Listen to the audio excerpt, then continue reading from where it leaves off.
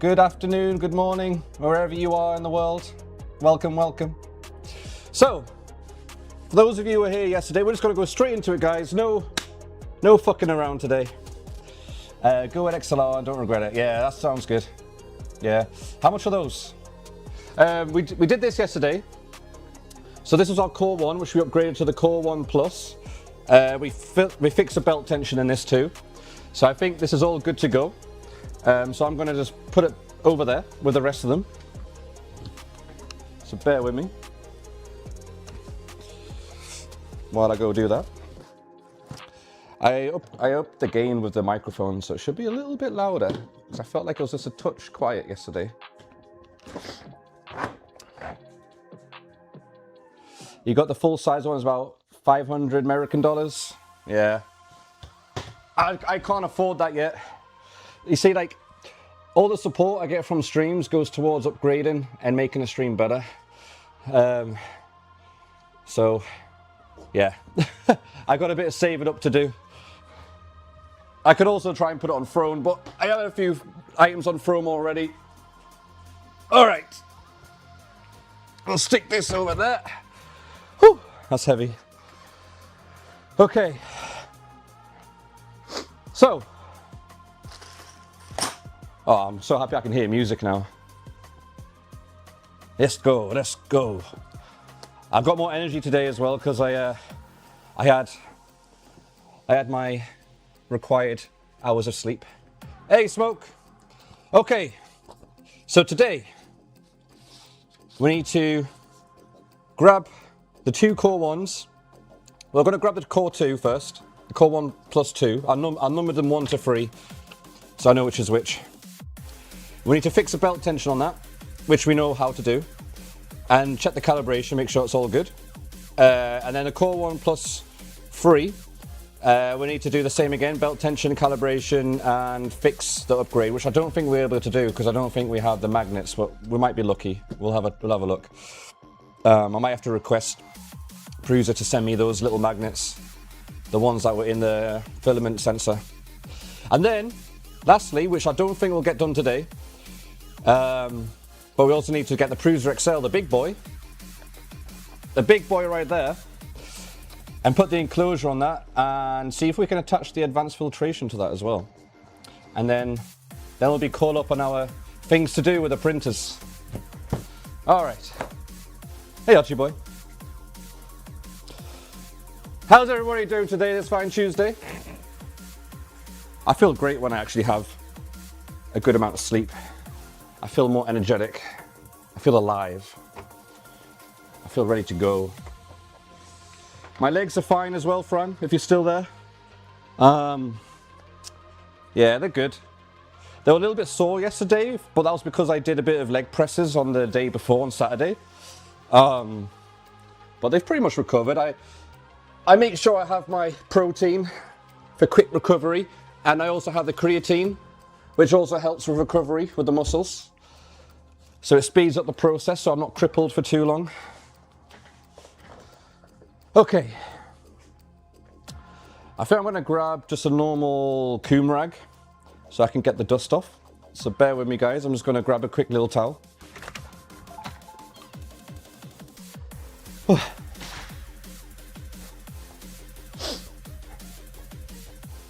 think I have a clean one up here. Actually, there's quite a few of them up here. I should probably just grab 2 for the garage, for the lab. Where is it? Where are they hiding? Oh, they've been moved. Why have they been moved? There they are.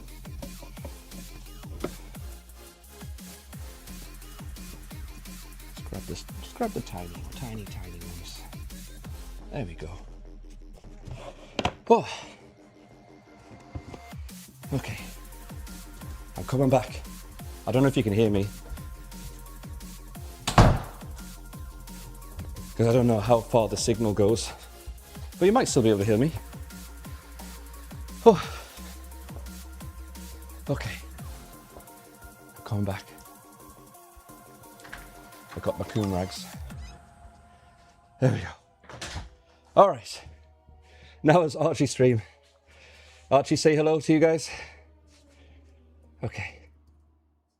I need to reconnect my AirPods because they lost connection. And let me see.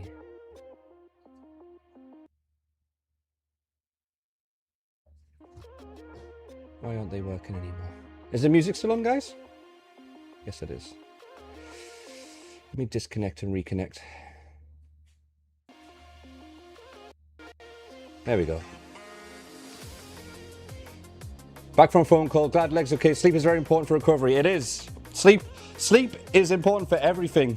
I think I've said this before. Make sure you get a good amount of sleep, because without a good amount of sleep, it will make everything else tumble down like dominoes. Think of it like a foundation of a building. Sleep is like the pillar that holds everything up. And if you don't get the right amount of sleep, then everything else will start crumbling down. You might be able to get through your day, but you won't get through your day as efficiently as you would with the sleep, you know? And with your whole body, the insides, your organs. They all need rest. Archie's doing an inspection on the printer.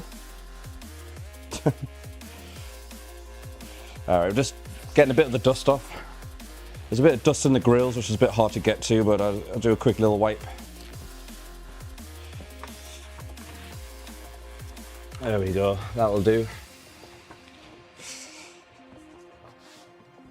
Alright, so this is one of our already assembled Core 1 Pluses, which is fully upgraded and updated with the latest firmware. I think 6.4.0 was the latest firmware.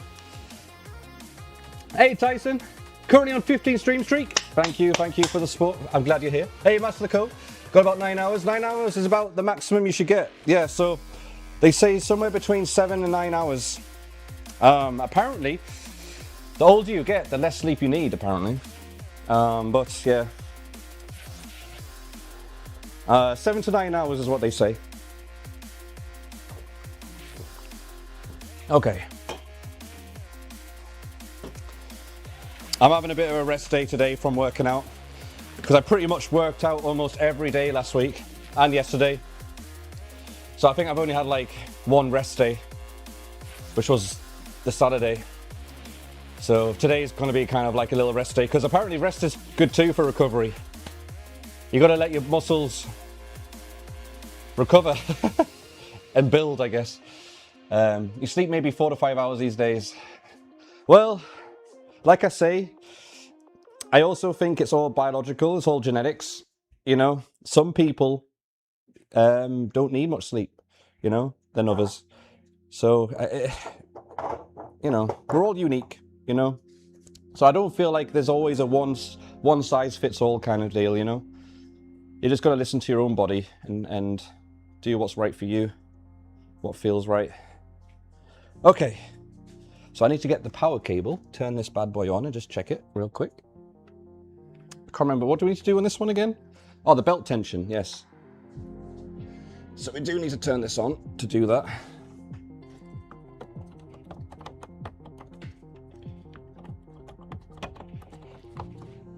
All right.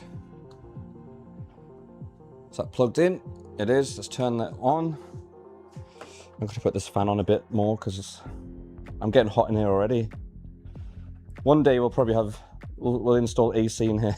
But this fan is pretty good. It does the job. Okay. Let's check the tension on this. Let's see if I can remember how I do this. Let's get our little toolbox.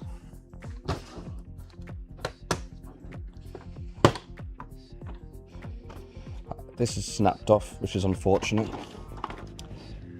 I could probably glue that, honestly, real quick. Let me see, what do I have over here? Maybe just some of this super glue. Let's just... Hey, Elfo! How's it going, my bro? Oh, Yeah, let's just super glue this real quick. Doesn't matter if it's a bit of a messy job because it's a toolbox. They're supposed to get messy.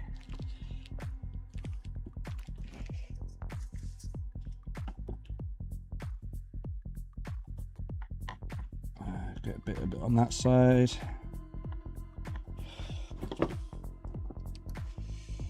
Hopefully that'll just seep through the cracks and strengthen that a bit better. Get a bit of tissue, pat it down a bit, and we're good to go.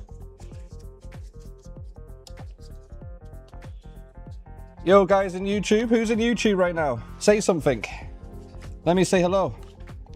Any new people in the chat? Stopping by?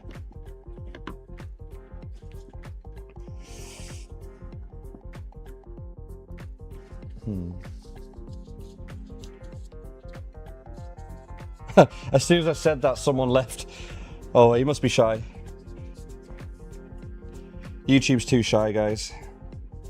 We need to try and get YouTube chat when they come in to feel more at home, feel more comfortable.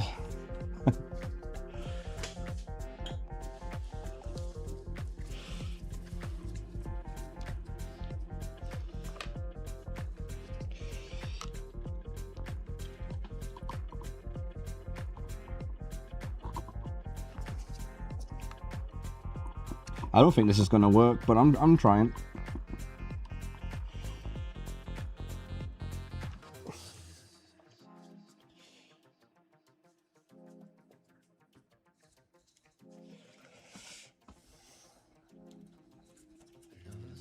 So we have a 200. So coming from yesterday when we talked about cosplays, I will do the best cloud cosplay I can do if we reach 200 subs. So there's a nice little goal for us to work towards, eh? And you know what I'm like, I'm OCD, so I'm a very detail orientated person, so I'll try and do a good job of it. We already have the sword, so we've started with that prop. We've got the main prop out the way. We could probably 3D print some other little props. But we've got to reach 200 subs, and I'll do a cloud cosplay. Then we'll probably play through the Rebirth that I haven't got to. 'Cause that's one of my favorite games, Final Fantasy VII. So I'm really excited to play the second installment of that. Yeah, I think I'm gonna need something to hold that down. Something heavy. Let me see. What's heavy enough? What can I use? There's something. I need like a little lump of like lead or like a heavy metal. That'll be perfect. But I don't have any of those. Oh, pardon me, around.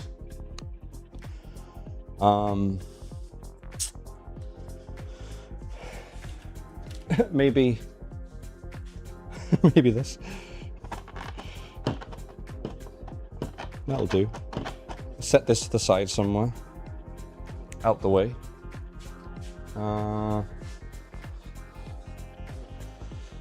Need to create more space in here.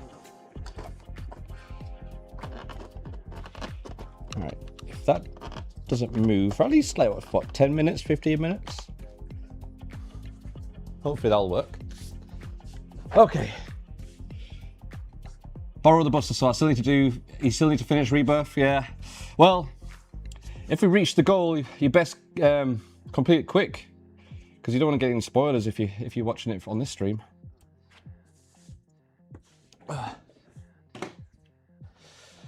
I've still managed to avoid as many spoilers as possible for that game. I have seen like a one or two screenshots which kind of ruined a little bit, but nothing major. All right, let's go. So the belt tension, we've got to make it wobble. The resonance, was it under control or settings? think it was settings. Yes, manual belt tuning. Okay.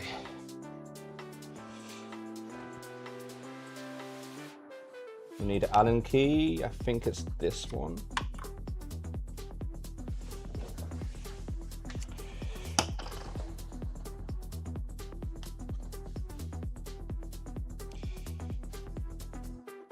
I'm going to just have the quick instructions on my phone.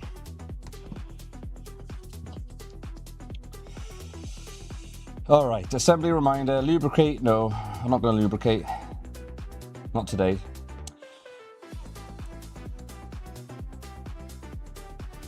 All right. Move the printhead to the front.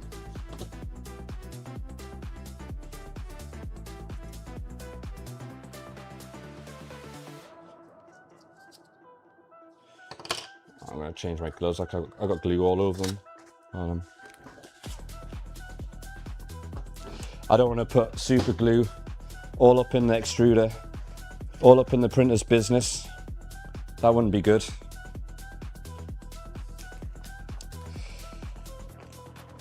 Make shit sticky in there. No lube, yeah, exactly. Yeah, we don't have time. We're going in raw. We're going in dry. We're raw dogging it.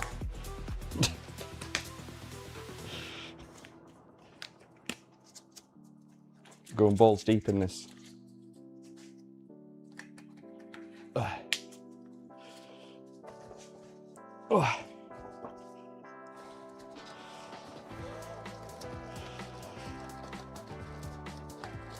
Apart from the gloves, I've got protection on my hands.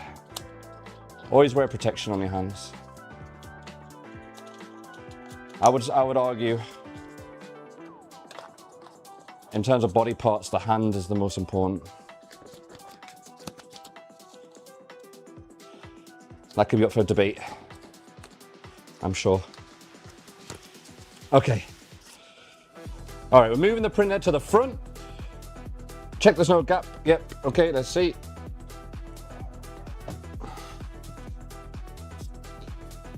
Nope, no gap, we're good.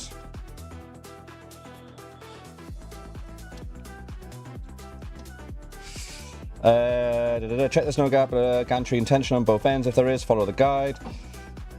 Close the door, all right.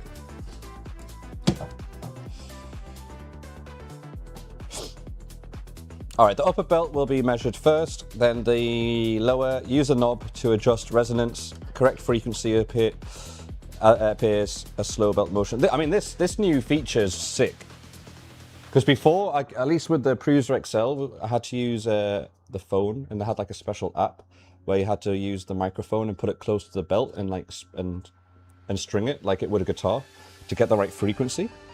But this inbuilt now is so much more convenient. All right. Okay, so that's 95.5 hertz, and I don't see any wobble. We might, to be honest, we might have to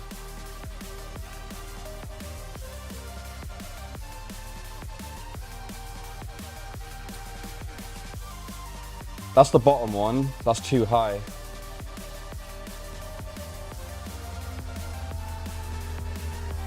We might have to loosen the tension actually. All right, let me put it back to where it was. I'm gonna restart real quick. Let me see.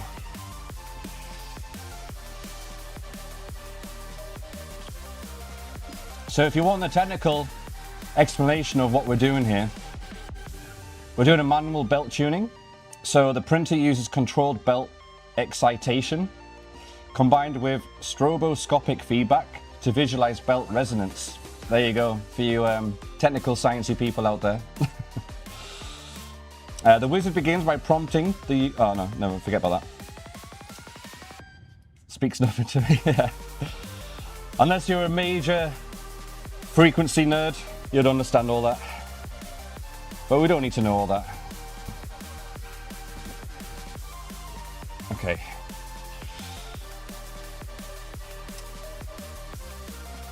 So the reason why I'm going back is because for the core one, which is this, the ideal target frequency range is a maximum of 98 hertz and a minimum of 90. And when I was turning the knob, it was going outside of those areas. So what I'm going to do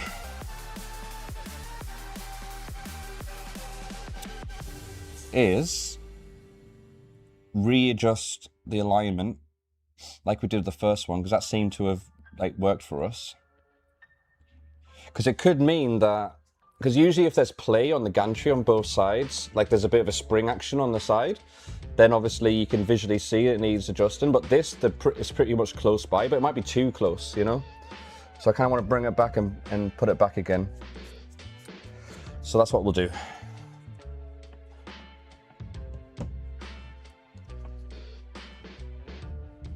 Okay.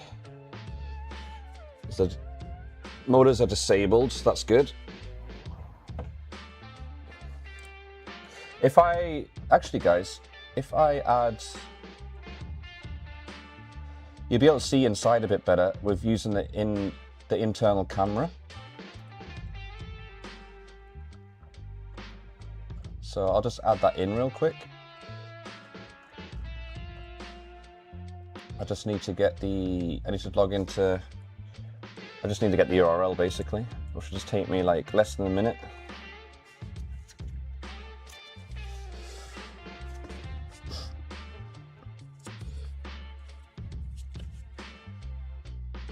Come on.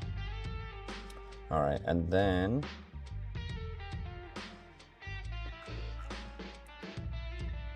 let's get copy the URL. Oh shit, like that. While I'm here, actually, I do want to do that as well. Okay, and then we add the media source. Prusa core 1+2.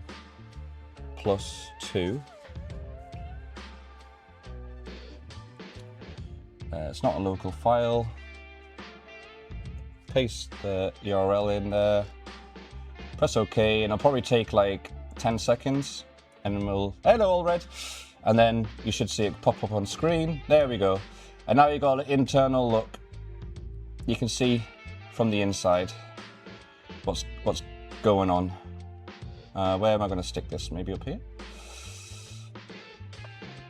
There we go. So at least when I'm explaining it, you might be able to see a bit better.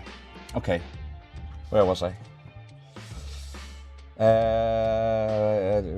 Yep, so move this to the center.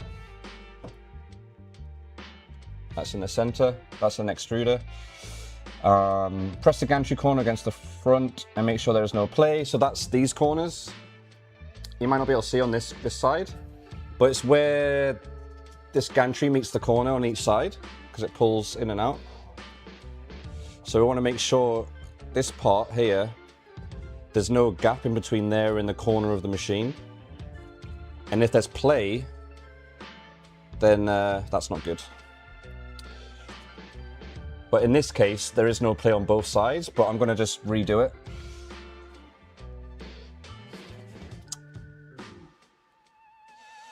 And with the core one, which I learned yesterday, is a quick gantry alignment, which is kind of cool.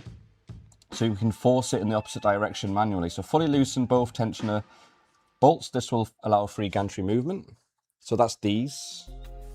These are the two screws here, the tensioner bolts. So we're just going to completely loosen it, which means there's going to start being a bit of play there.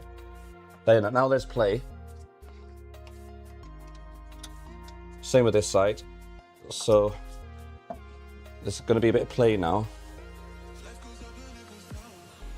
I'll loosen it a bit more.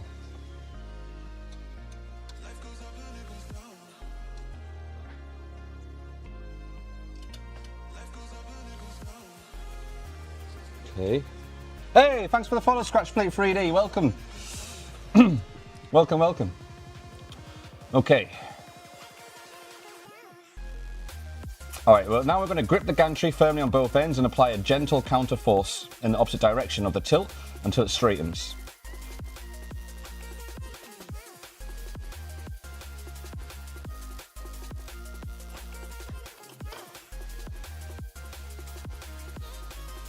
So firmly on both ends, so probably like this. I'm just going to push it all the way back with the belt still loose and carefully push the gantry forward. Loosen. Since the loose belts will not pull it all the way, you may need to guide it by hand. Verify that there's no gap on each side of the front position.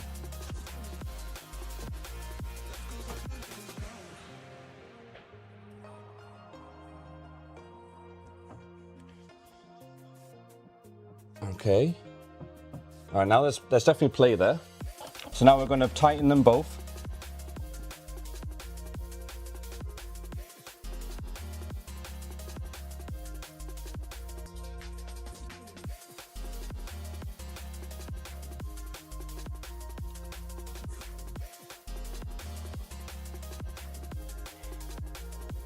Hold on, I'm going to do that again.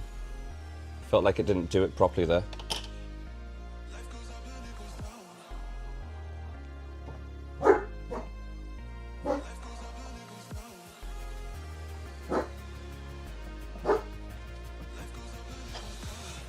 Even printers are rocket science now.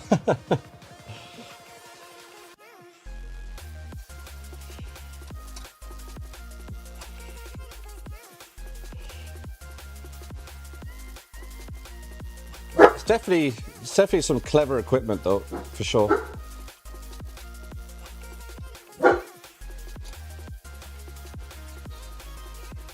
All right, that looks good to me. What's up, Archie? What's up? Are we getting robbed?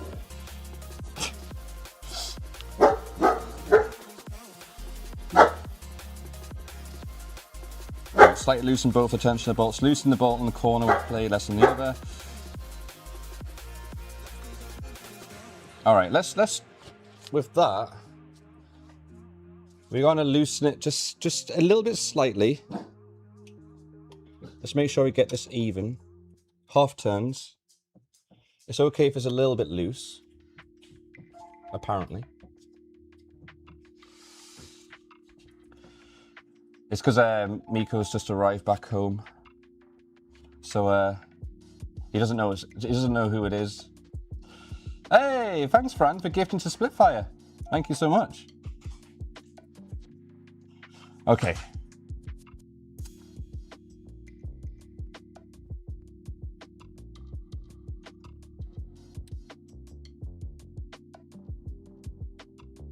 Okay.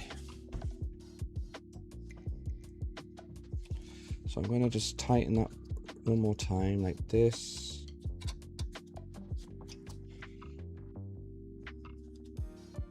Okay. Let's try the belt tuning now.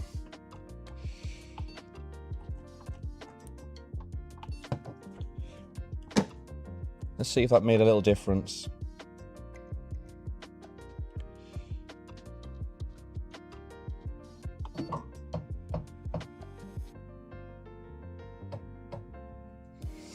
All right, now the upper belt will be measured first. So hopefully this time there's going to be some wobble.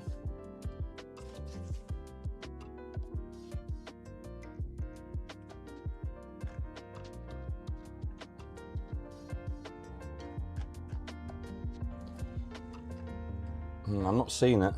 I think I need to loosen it more. Oh wait, hold on. Maybe I just need to be patient. I should wait. Oh, there we go. Yeah, I just need to be patient. So that's pretty intense right there.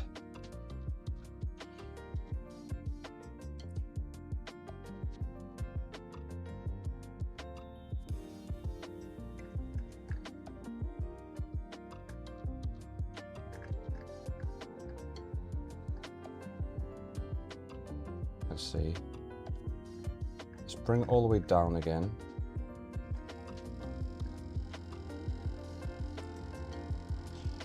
Can you guys see it in the top corner? Yeah, you can. It's going a bit crazy there. We only want the top one to be moving.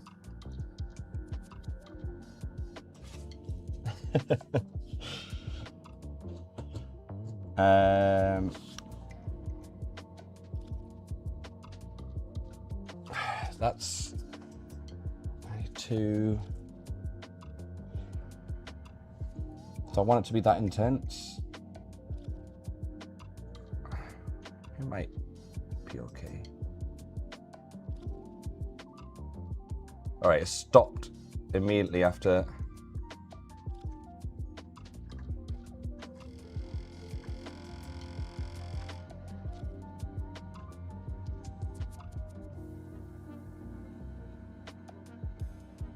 All right, I'm thinking about 90. I'm going to stick at 92.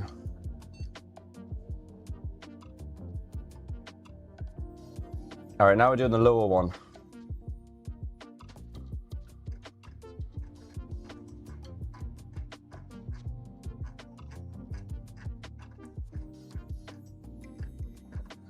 It doesn't want to move.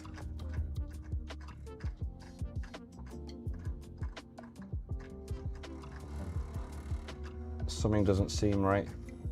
Oh, hold on. We have movement, we have life. Still the top one though. Yeah, something's not right here. Let me see.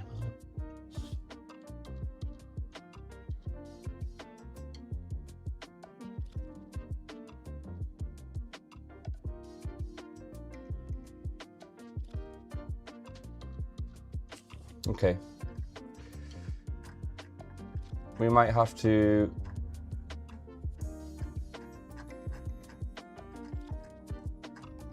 adjust these again.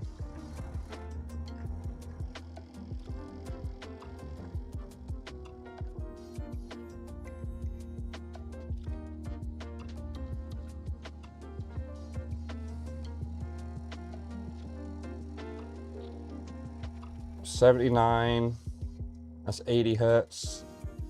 81, 82.5, I'm going to say about 80. The measured belt frequencies are out of the expected range. Yep, please check the gantries align properly and repeat the calibration. Yeah, so that's what I thought. That's what I thought. There's something not right with the gantry alignment here. Let's see. Let's try this again.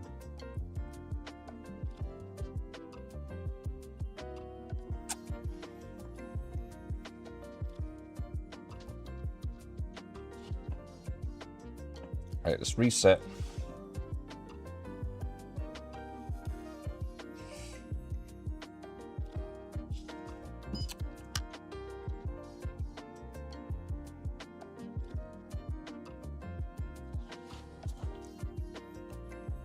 Disable these motors. Wi-Fi connection successful. I wonder if it has anything to do with the surface as well. Let's make sure the surface isn't rocking, because it is rocking a bit on this table.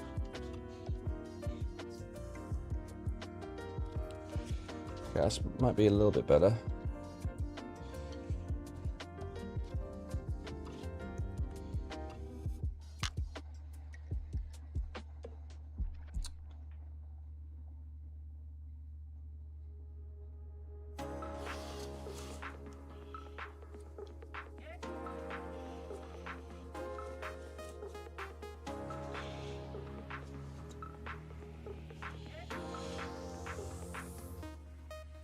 Okay.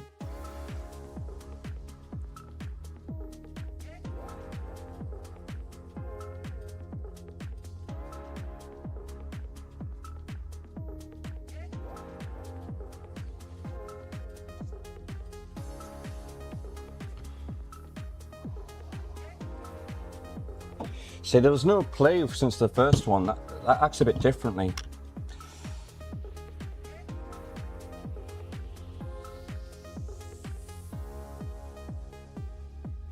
Okay.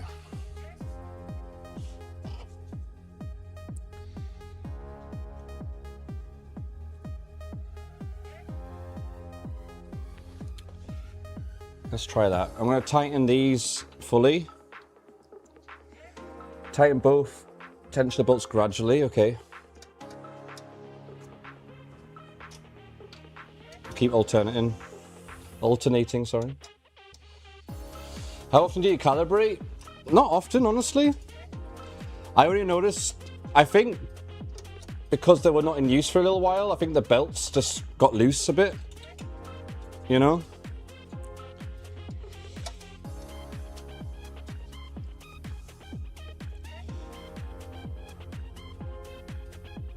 So this is just like a kind of like a yearly maintenance kind of thing. But I guess the more you use them, the more you'd have to do it. But honestly, it's not, from my experience so far, it hasn't been that frequent at all.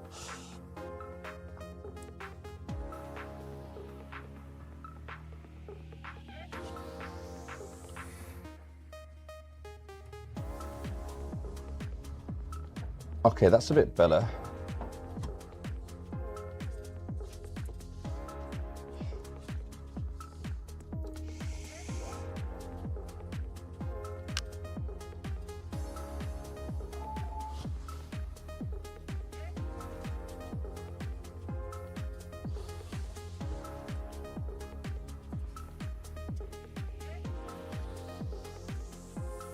Loosen with less play than the other. Which one has less play? Maybe this one.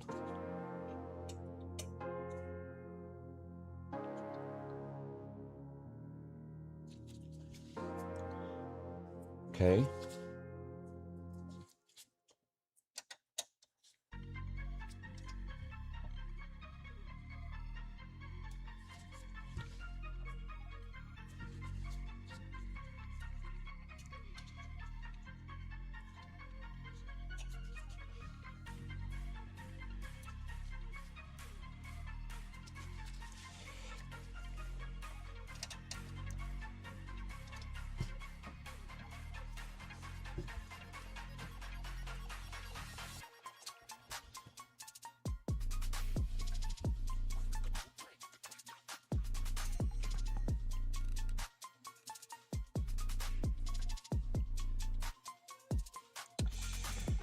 So I've got to keep repeating this.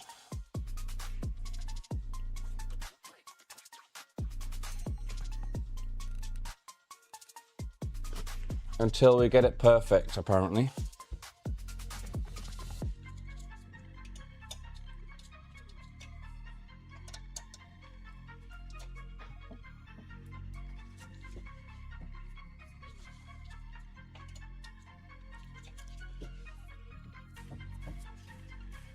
So the reason why I'm doing this is because when I used this printer and the other one that we fixed, when I was printing things out in both of them, the prints were layer shifting,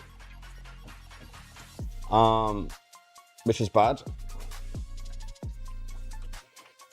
And usually it's a belt tension issue.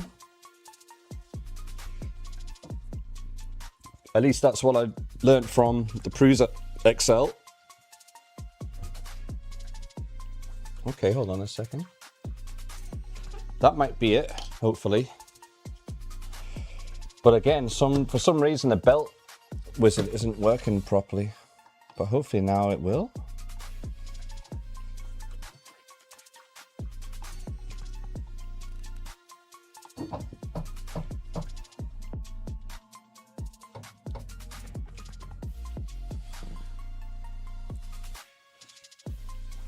Okay, the upper belt now. I'm going to check the twerking. Oh, there we go. Okay, we got the alignment proper now, because I can see that that's doing its thing. It's twerking for us. But we need it to twerk a bit faster. There we go. Oh, that's a nice one. 94. I think 94, 94.5, 95? Nah, 94. Or 93. Yeah, 94. Hey, cozy. There we go. So you should be able to see. I don't know if you can see.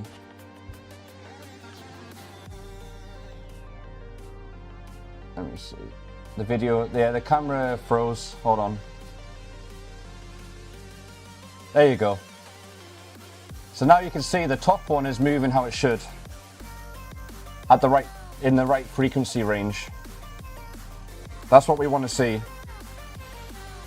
And then when we do the next one, we want us to see the bottom belt twerking, which is what we're doing now.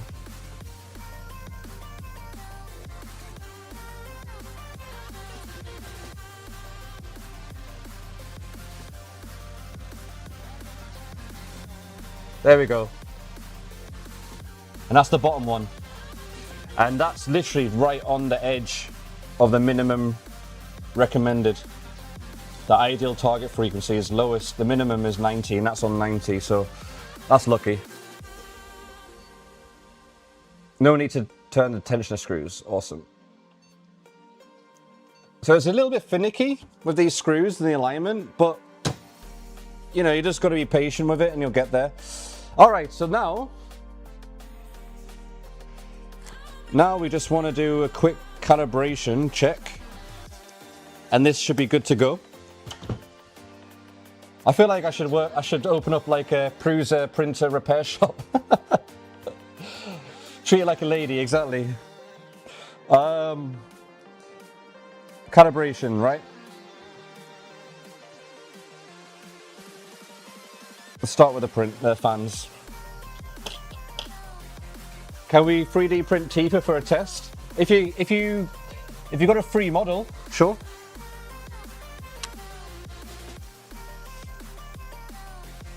What was I doing over here? My mind just went blank. I went over here for a reason. I forgot now. Don't you hate it when that happens? Like you get up to do something, and then once you get up, you forget what you're going to do. Door sensor. Yeah, skip.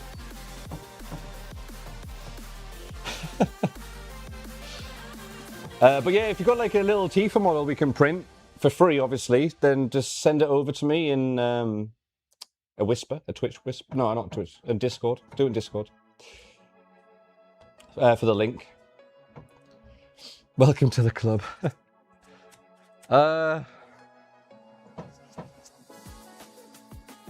Calibration. Fuck. Maybe it'll come back to me. Maybe it'll come back to me.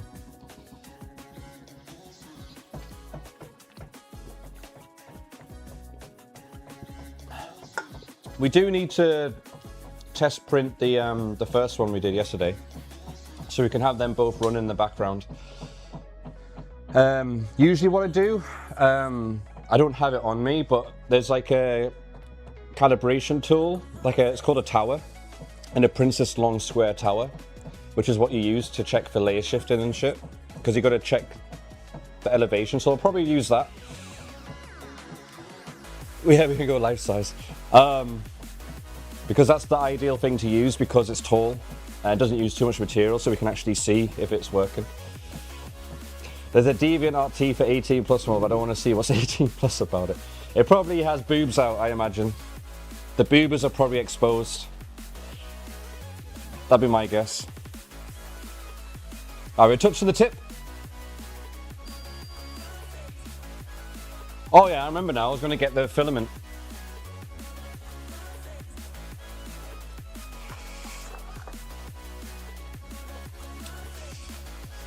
So I got this when I went to open source, I think it was the first open source I went to, they gave like free samples of filament, which is kind of cool, this little packet. So I just used this as a calibration filament. It's fully clothed in the photo.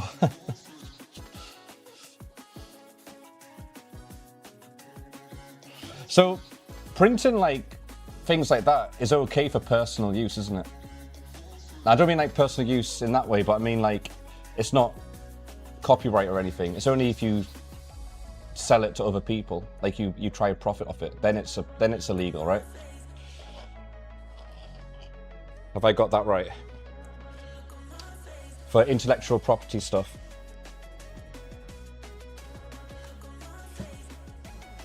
Yeah. Just checking. Only if you get caught. It has 6 outfits in current goth. Nice. What, like you can change, is it outfits as in like you can change them? That'd be kind of cool. Or is it like one print and done? So you got to print like 6 different models. Hey, if you've got screenshots or pictures, show them in the Discord. Do we have a... show your summon, Gado. Do we have a... Let me see. Don't we have a 3D printing channel? I thought we... Oh no, we can put it in the media. We've got a media channel. Basically, I'm trying to like reduce the number of channels, so the media one is just anything for like photos and videos like want to share. It doesn't have to be specifically one like topic, you know? So it can be put in there. All right, how are we doing over here? Heater test.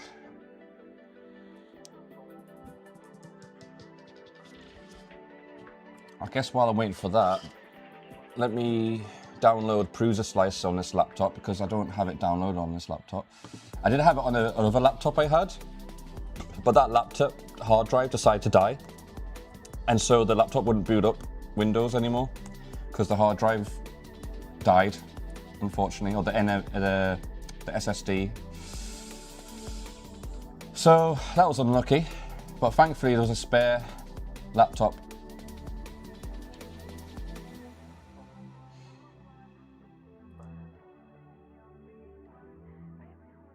All right, come on, download.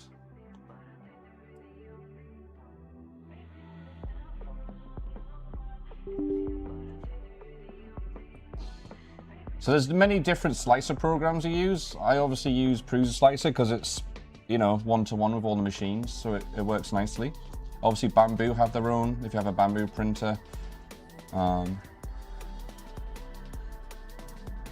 guess it all depends on what printer you have. But you can also interchange, I think you can use Prusa Slicer for like Bamboo printers and stuff.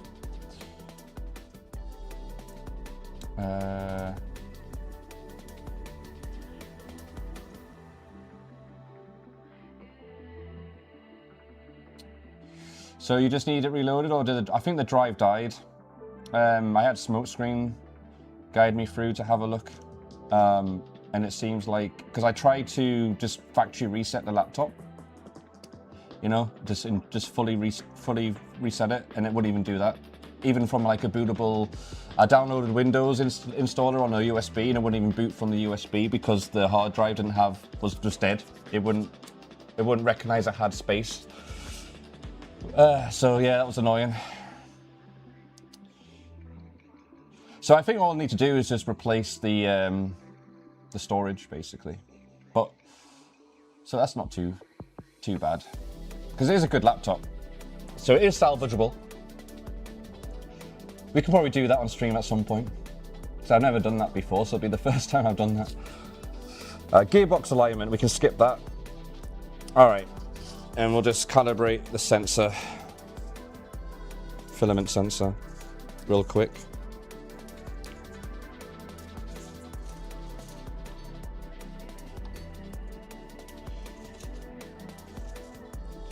All right, now we push it in.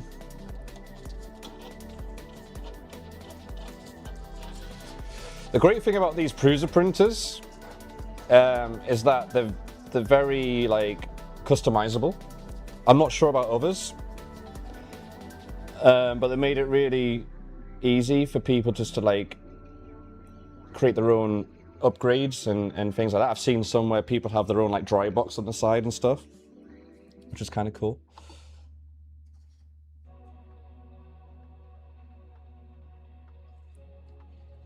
All right, filament sensor calibrated, and that's it.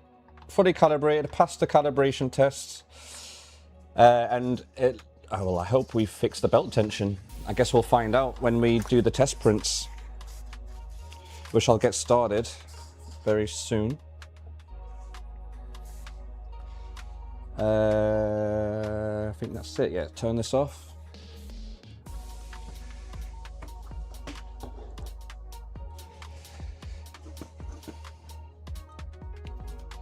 All right, where you guys gone? There you go. All right. Let's put this back. Oh!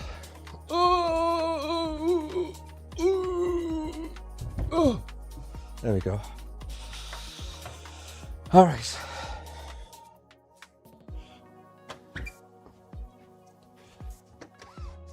Get it plugged in. Shit.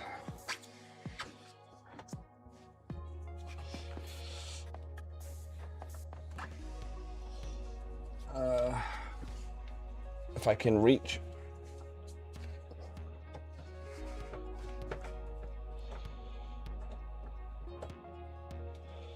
Which way does the plug go in? Oh god, this is the worst. You know when you're trying to plug something in blind? It's like USB, you know USBs before USB-Cs? Like USB-As. And like, you try and like charge your phone next to your bed, like the plug. And the plug is right next to you. Or the USB port or whatever it is. You just can never put it in. It's the worst. Okay. All right, that's now done. Plugged in at least. We'll turn that on and then we'll plug this one in that we just did.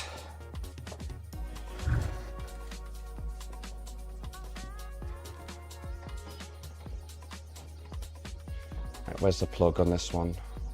There it is. Come on. I can feel the hole, it's right there. It is right there. I'm literally touching it.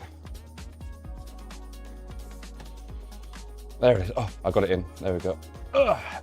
There we go. Now turn this one on. There we go.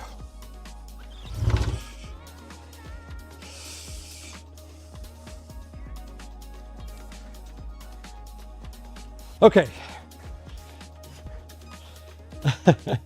What you doing? Hey, Icy. We are, it's in the title, we are doing some maintenance on our Prusa printers, getting them up in good working order, and then doing some upgrades too. So, what I'm going to do now is finish with this Prusa slicer. I have to log in first, one moment.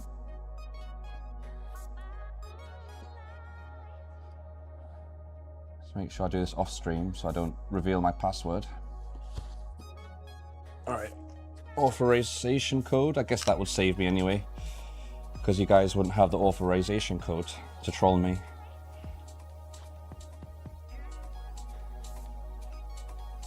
Prusa. There we go.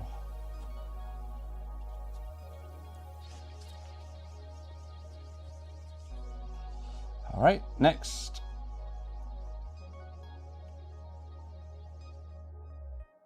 No, we don't need those, don't need those. Don't need SLA. All right, now I can show you guys what I'm doing.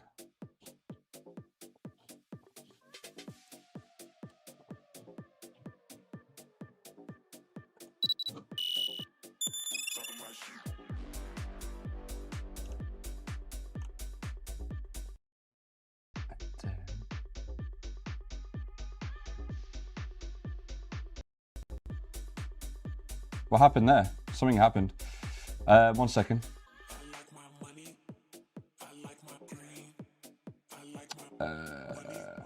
Window capture is what I want. It's opposite of flashbang. You can still hear me though, right? You should still be able to hear me. Right, I'm going to turn this off over at YouTube.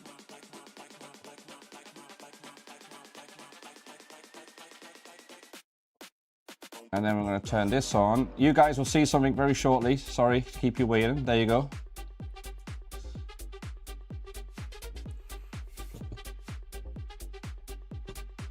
All right, and then flashback now. Do you want the black screen back now? Okay, and then we're going to minimize this.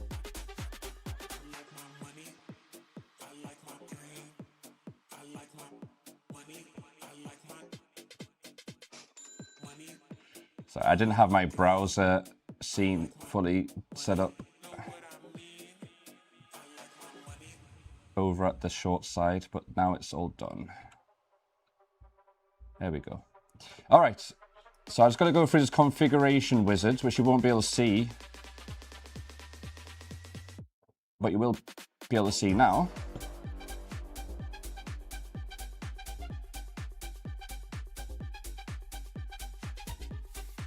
This is real quick. Okay, so we're just going to select what printers we have. So we just had the Core L1L. Oh shit, yeah, we have the MMU3 too upgrade to do, but we'll have to do that at a later point. It's this thing here, it's kind of cool. We have Core 1 Pluses, we'll just have the standard nozzles for now.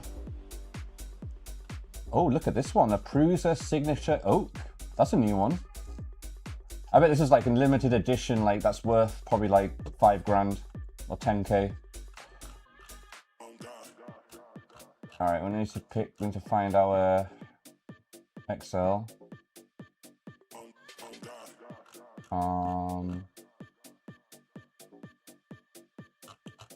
Is it that one? We have the 5 tool, 2 tool, 2. Next, define a custom. Nah, we're fine. Right, filaments, we'll just have standard for now. That's fine. That's fine. Export full. If enable allows a reload from disk command to only find and load the files when invoked. If not enabled, the reload. Yeah, just ask me first. Associate, yes. Expert mode. The size of the object can be specified in inches. I can't remember what it is in general. Is it millimeters? Just leave it as it is. All right, we're just installing. I'm logged in. This should be on expert mode. Here's our Core 1L. We don't need that. We need the Core 1. Logged in, perfect. All right. You won't be able to see because I'm still in the wizard over there. Sorry, 1 second, guys. I don't know why it does that. Is it gonna show?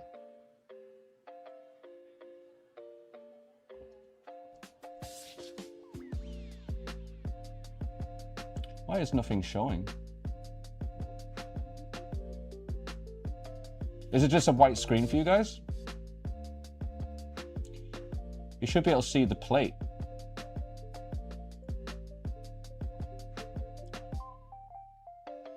That's weird.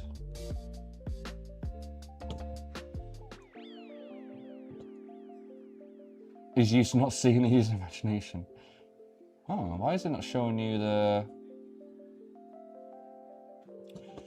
plate itself? I guess what I could do is just do a display capture for this part.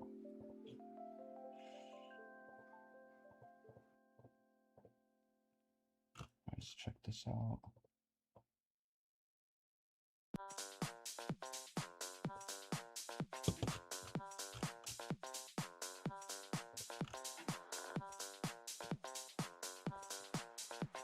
Properties.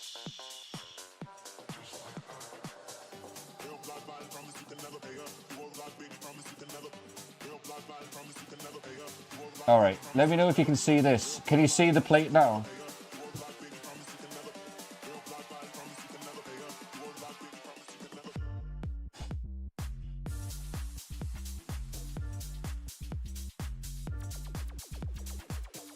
That's so weird how you can't see it.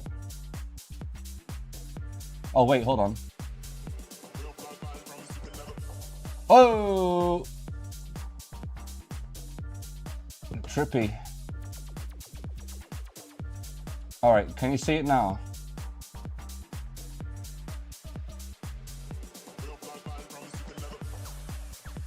Oops.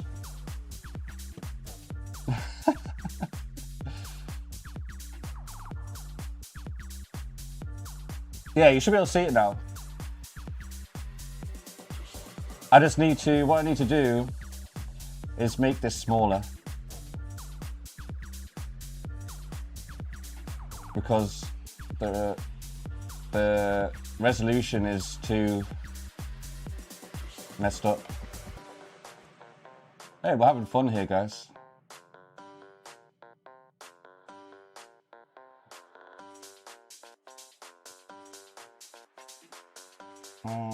I guess like that, right? Okay, they should be able to see it now. You see the future. So you should, can you see the spinning plate now? You should be able to see that. Okay. I think I have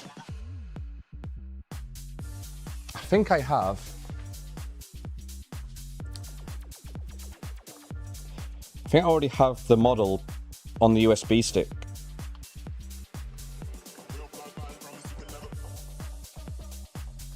Let's check. No, I don't. Okay, so that means we have to go get it. Well, it should be good.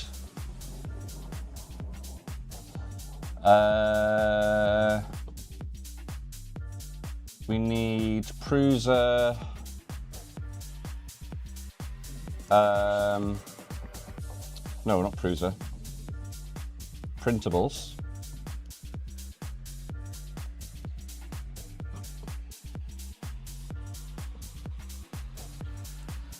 Log in.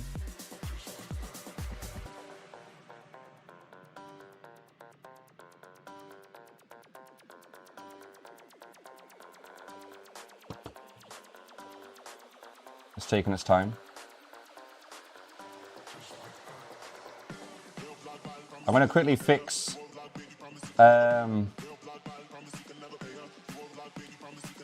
YouTube, you're just going to have to deal without seeing it for now. It's going to take a while. Because this is only a quick little thing we need to do. Look at that Dyson flat nozzle. A menstrual product dispenser. Universal cable holder. Look at that. A breacher. A shell ejecting tube mag shotgun. Oh, we need to print this. Hell yeah. A shell ejecting tube mag shotgun. That sounds good to me. If I can log in, come on. Internet. Reject. There we go. We're logged in finally. I'm going to bookmark this though, because this looks sick. Bookmark. Fun stuff. Hell yeah. That looks badass. Doesn't it? He's even got a scope on it. Look at this dude. They're having so much fun. He's one hand in a shotgun. Hell yeah. That's like something you can buy in a store, isn't it? It's so good quality. Oh, I can't wait. We're going to print that for sure. Alright. Here's my Prusa profile, guys, if you want to follow me. There's a little follow thing here.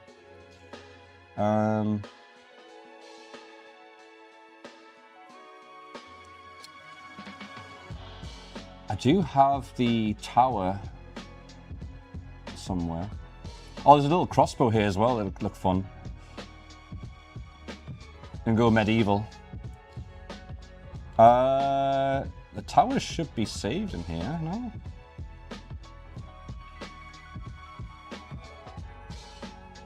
Am I blind? Oh, there it is. Home and tower. That's what we need.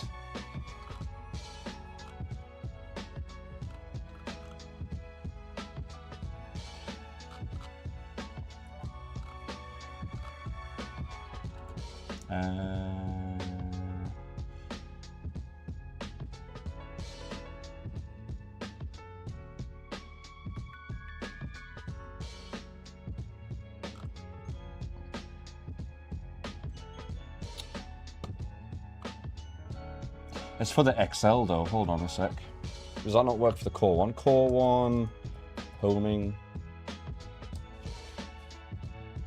Oh, I guess it doesn't exist. Okay, so I guess we'll just leave it then. Maybe we'll just pray that it works. Okay. Enough of that.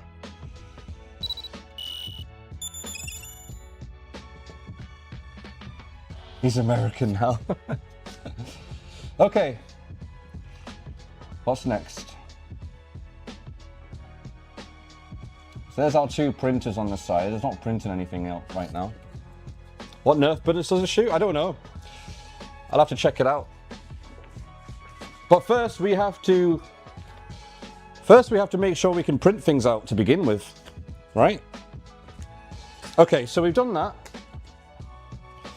What's next? The third one, we do a belt tension, calibration, and hopefully we can fix the upgrade.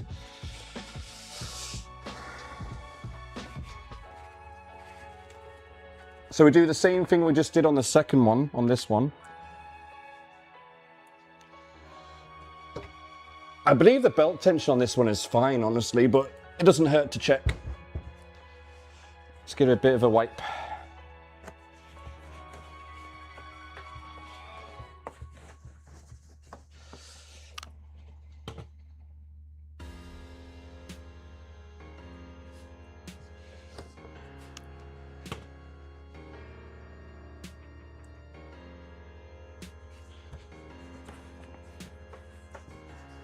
Give it a bit of a clean.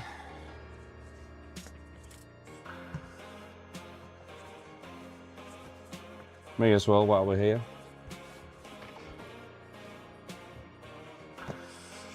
All right. Now we plug this one in.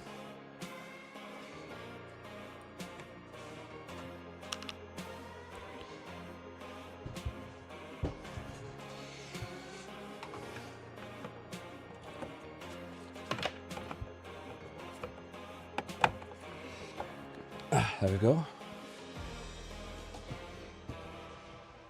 Let's put it back a bit so it's a bit level. Okay.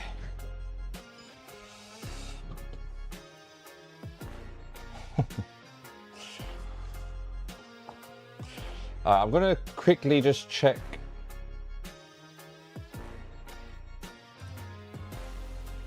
Wi-Fi connection successful.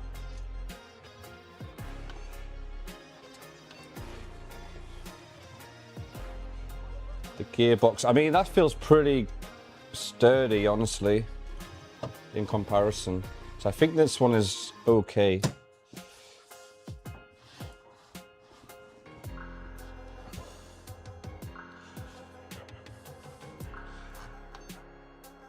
But we'll check.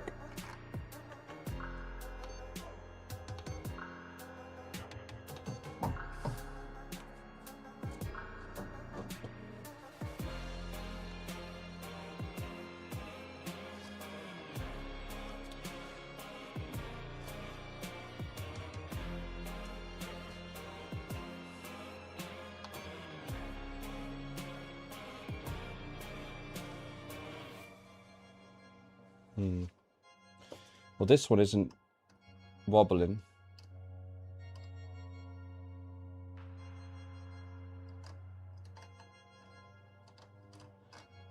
I guess it doesn't help.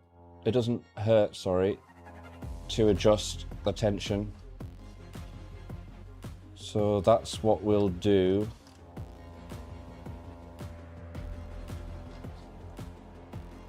All right, we'll do the same for this one.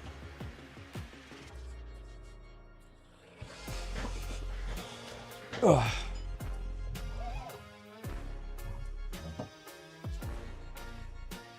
There is actually a little bit of play there, surprisingly. It must have got loose over time, because this one was actually not an issue, but maybe it just needs a few little tweaks.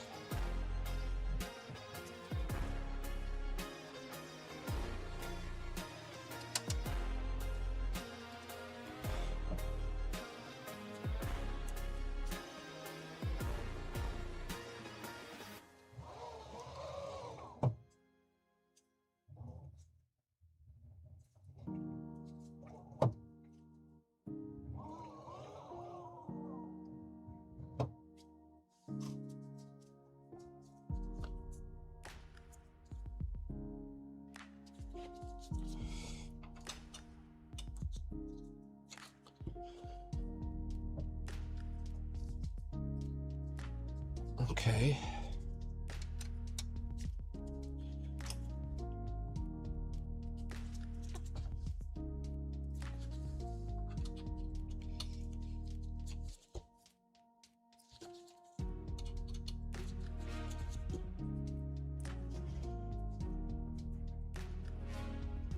I bought speaking of guns, I bought pepper spray the other day. I had them in Costco. They had a 4-pack for $20. I always wanted to get pepper spray. I was like, oh well, I'll get it. Self-defense, eh? You never know.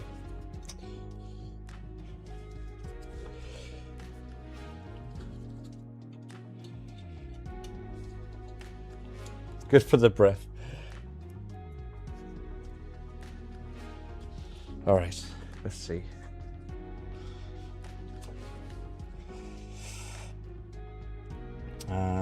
This one.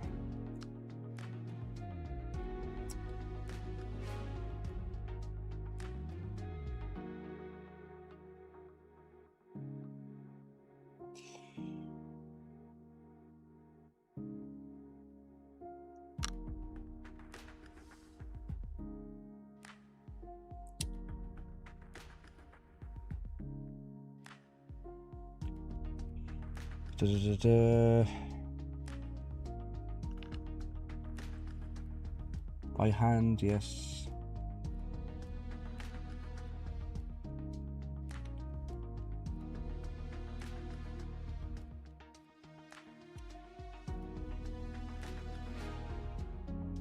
No, I don't want to do that. Going back to this, quick loosen, this will allow move the gantry halfway back along the rails. Okay, I'm at the right place now. Halfway back.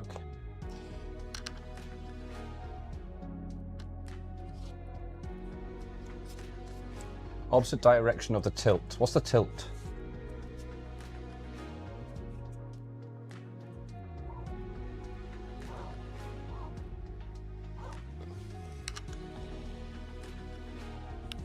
I guess, is this the tilt?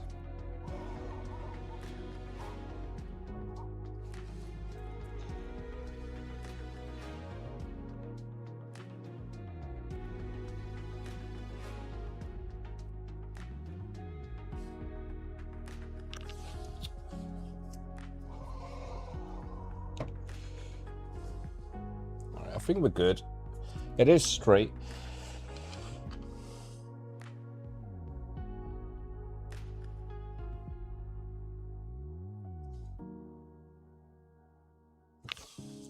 So this one has a bit of play. This one has no play. So I'm going to loosen this one more. Still has no play. That's so weird. This one does.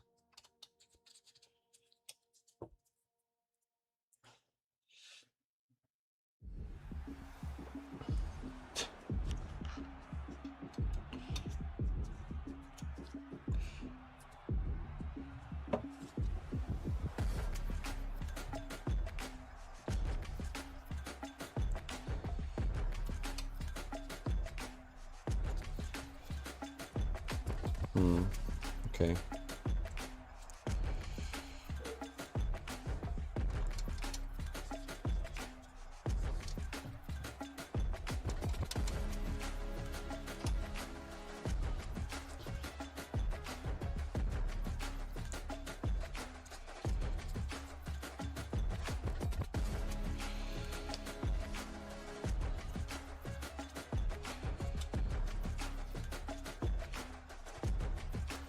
All right, I fully tightened that. I fully tightened this. We're going to start again.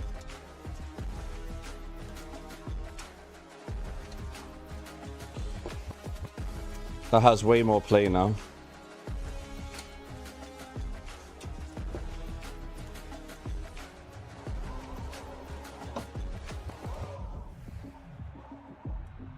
Okay. Slightly loosen both the tensioner bolts, loosen the bolt in the corner with less play than the other.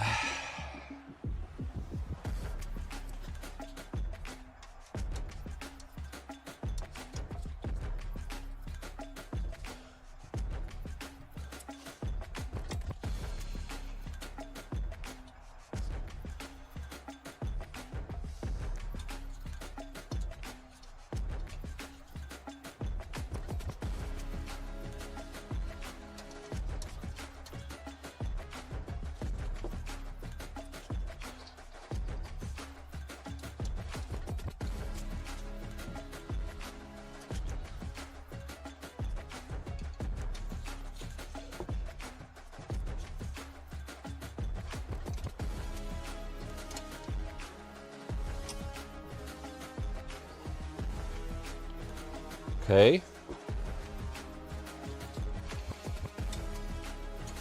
I'll try to do this part as fast as I can, because this part is not very fun, really.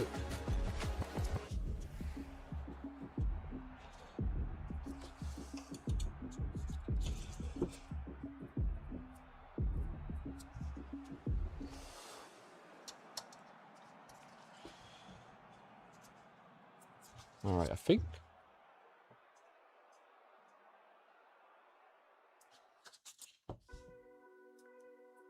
that's okay.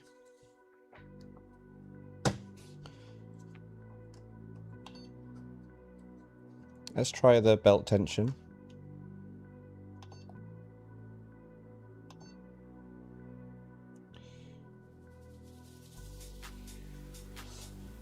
Crisendo should just pretend this is a Formula 1 car and he's a pit mechanic. That'd be awesome. I was at the garage the other day for oil change, and I felt like that, because you're in the car and they're doing all the work around the car, the checks. That did come to mind.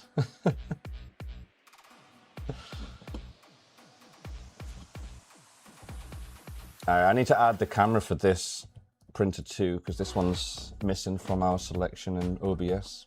So I'm going to grab the URL for this one.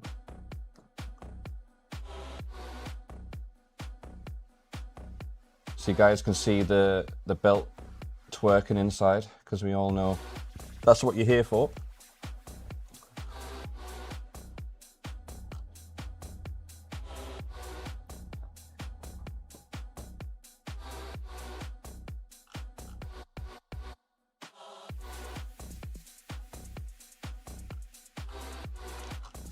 All right.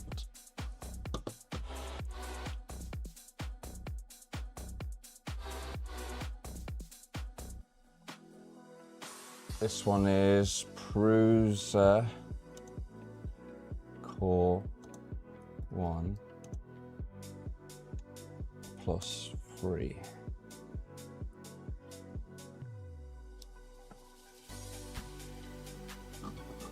I give that 5 seconds. Faster yells at the valve. You guys checking his oil on Sedan. I time them. I get my stopwatch out, and if it's not 5 seconds or less, I start deducting like dollars off the final price. Okay. Where can I put this? Maybe over here.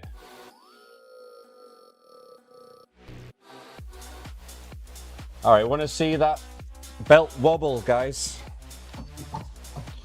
The top one first needs to wobble.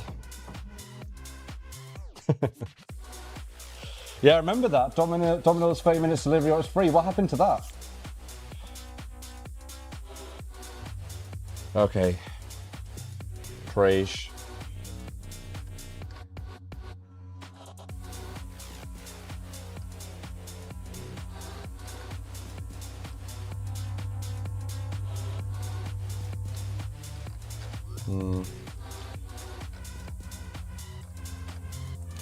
It's still a bit low.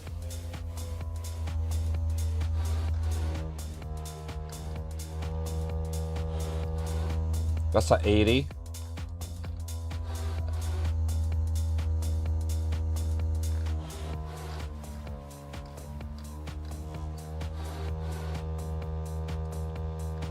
$79.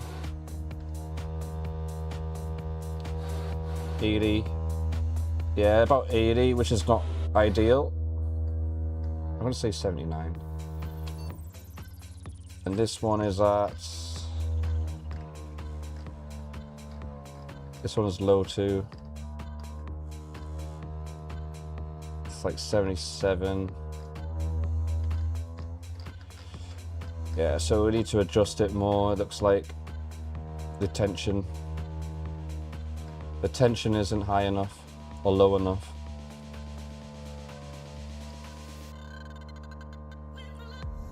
That's like 75, but it doesn't look right. Alright, so optimal tension is between 89 and 98. Press continue to screw adjustment. Turn both screws tight in 5 5/8 turns? What does that mean? What does 5/8 turns mean? Why is it good for the belt to dance? Oh,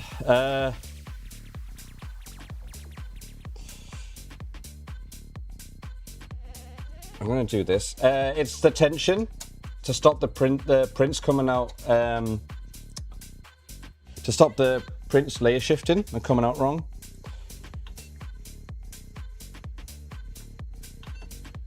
All right, let's try this again.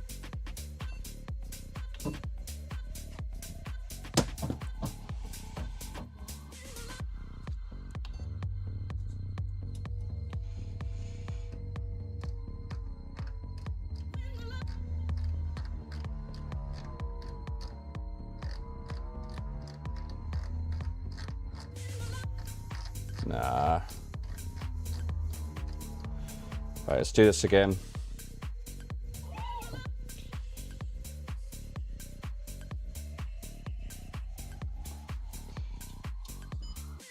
I think we need to loosen it a bit more.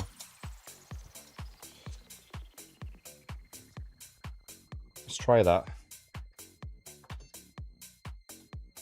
Or maybe we do need to Wi-Fi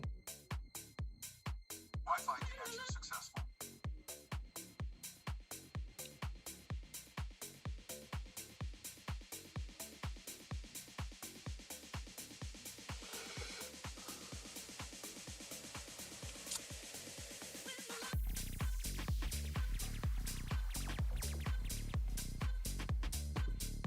Yeah, the camera might have. Did it freeze? Let me see. If you can see my hand. Yeah, it froze because I turned it off and back on. Hold on. Oops.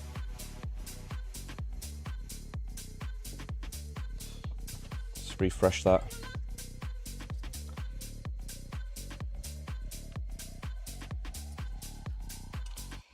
Loosen it a little bit more. All right, that has a bit more play.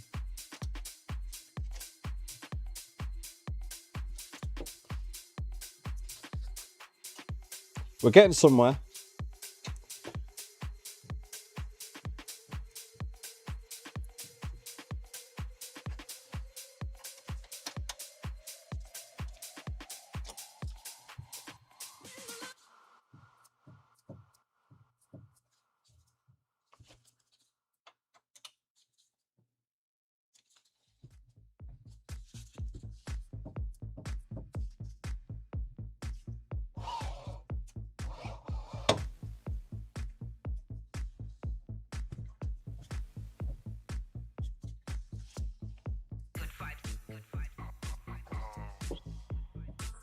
All right, I've got to tighten it a little bit more.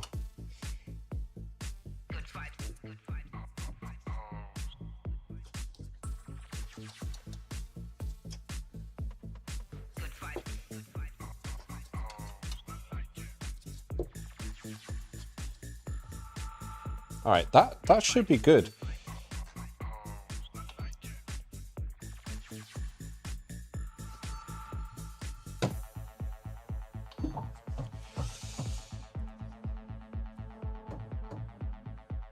You want to get back to working at Robot? Do it. There's no time like now.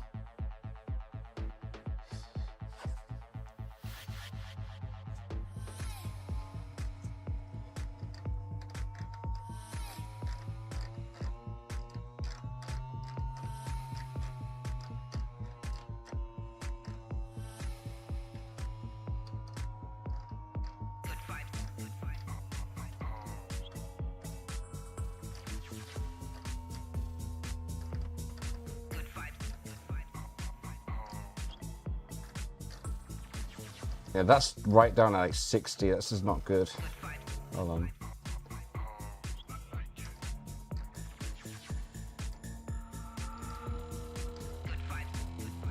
That's the bottom one. We need the top one twerking. Come on. 69.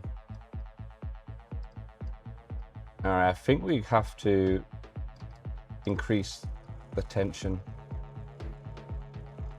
this is not right. 72.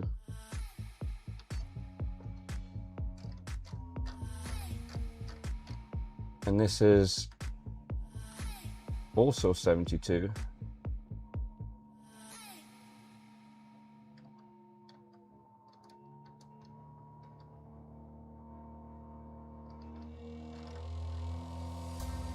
Hold on, 84.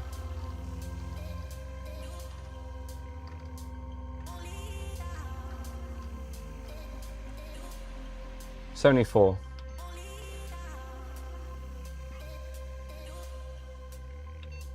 Turn both screws tighten 6 to 8 turns. What does that mean? I don't get it. All right, let me see what this means. So it's asking. This is what it's saying.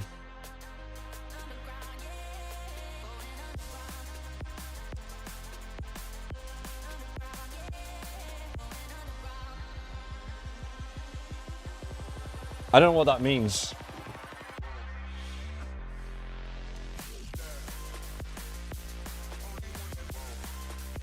I don't do fractions.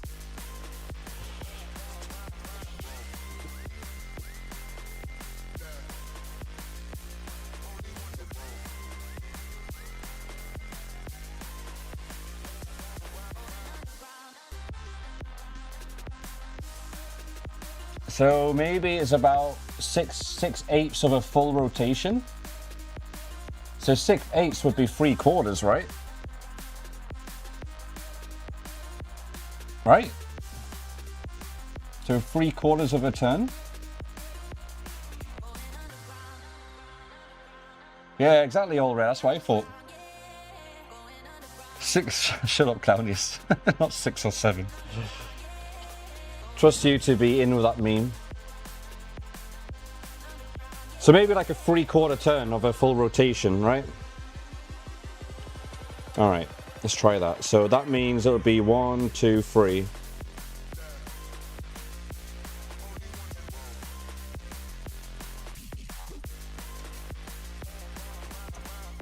All right, 1, 2, 3. 1, 2, 3. Like a 3/4 turn, right?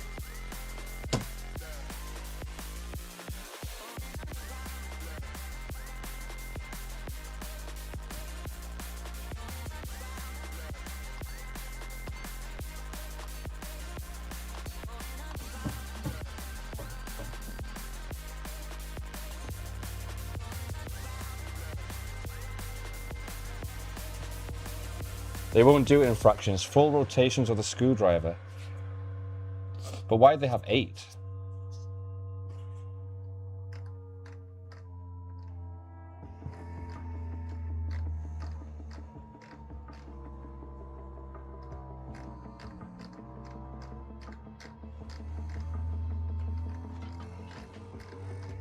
This one doesn't want to wobble. Oh, hold on. It's wobbling at a higher frequency now.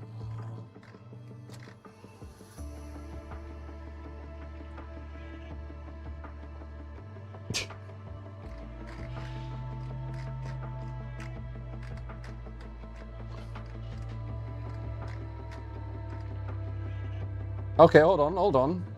Maybe if I just have to like fiddle around the nozzle a bit and it starts to do something in the right range. Which is odd. That was like 90, 100.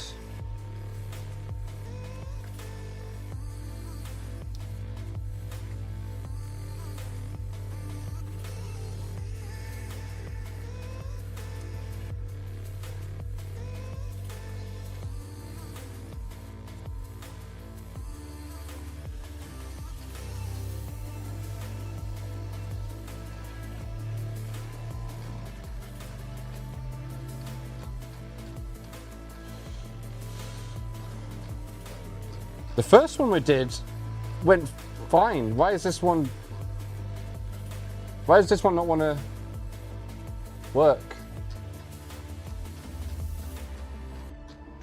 Let's go all the way down. Work our way up.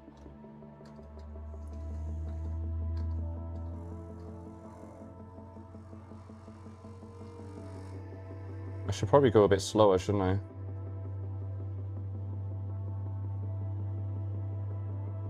Yeah, I'm going too fast. Right, that was the bottom one. I think I might have done it too much then. That's 102. It's not really doing it as much as it was before.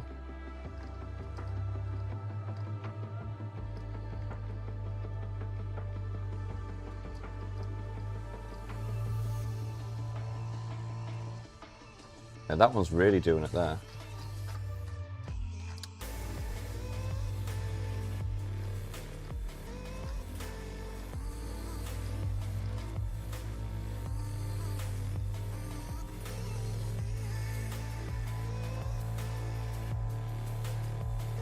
$112. That's not right. They're out of the expected range. Please check that the gantry is aligned properly and repeat the calibration. Ah, okay.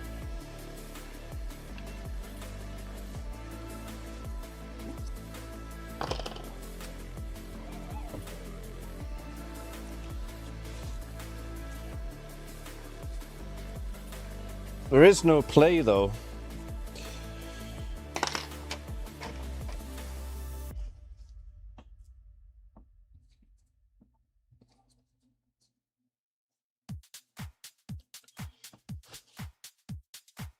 We go back a little bit. Yeah, I'm thinking that. So let's go back at like a quarter turn.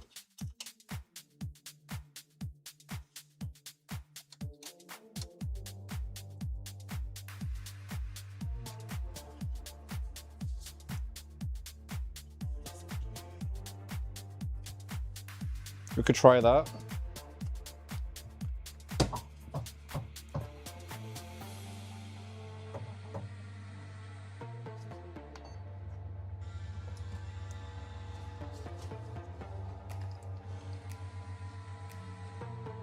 All right. Yeah. That's 89, which is in the range. Ideal frequency range. Okay. Yeah. Perfect.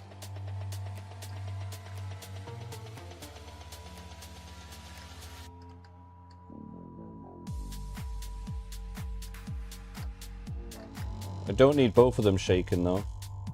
The bottom one is good, but we need the upper one to shake on its own.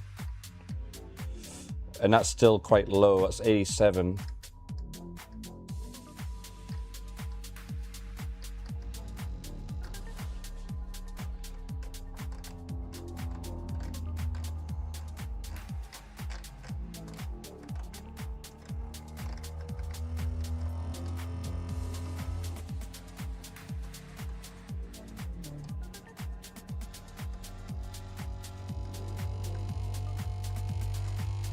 The bottom one doesn't want to, the top one I mean, doesn't want to shake. Weird.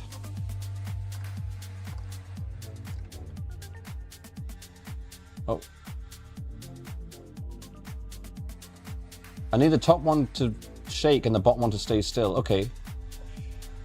87. And now the bottom one on its own is in range, but the top one wasn't in range.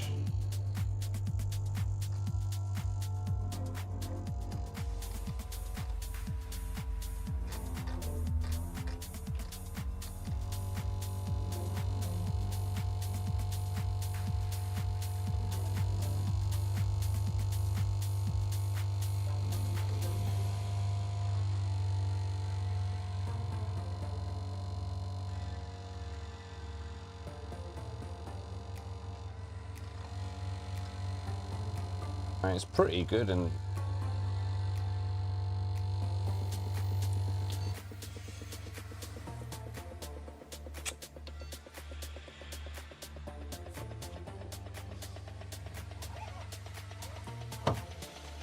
let's do a little, I think it just needs a little extra adjustment. So maybe we go just like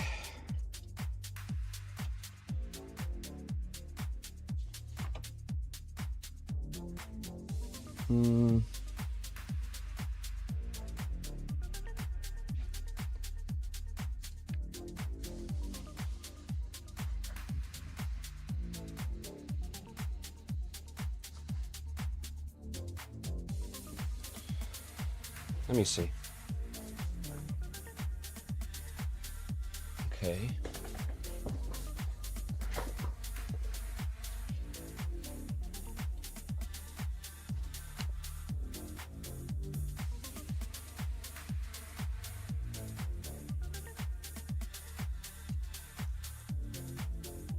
And do a little tiny turn.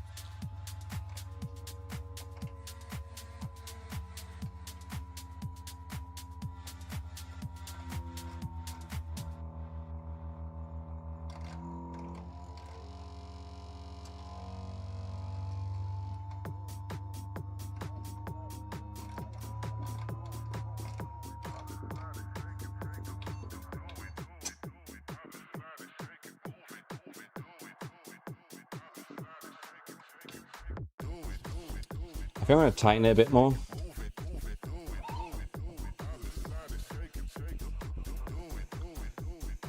Let me start again. Let's start again. All right, fully loosen both tension and this will allow free gantry movement. Fully loosen.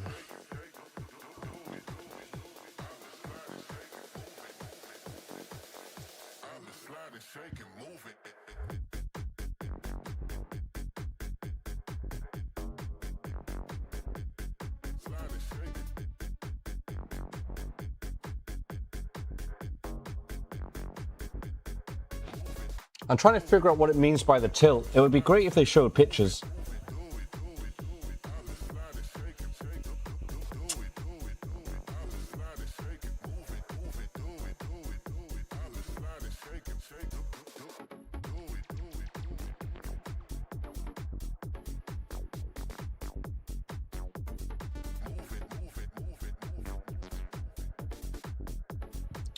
All right, what's this? Small adjustment.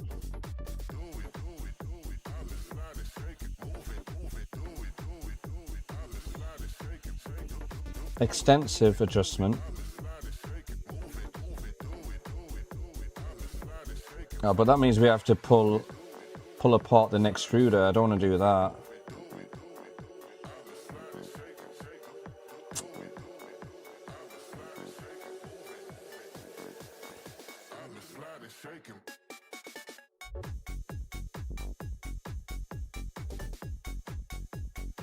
Okay. Well, someone said here they've got to tighten it.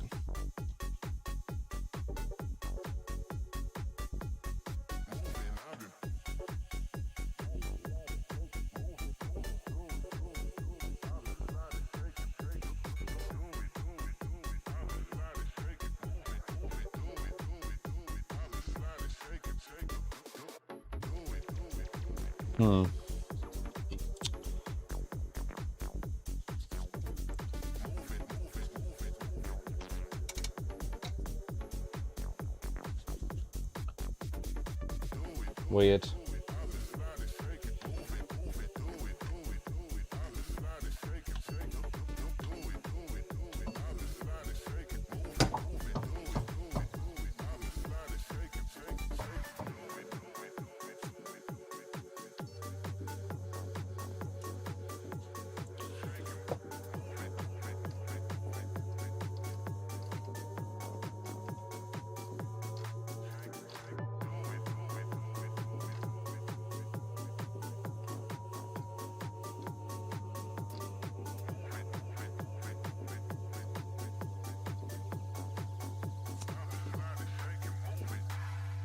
I want to be really slow when I'm changing the frequencies.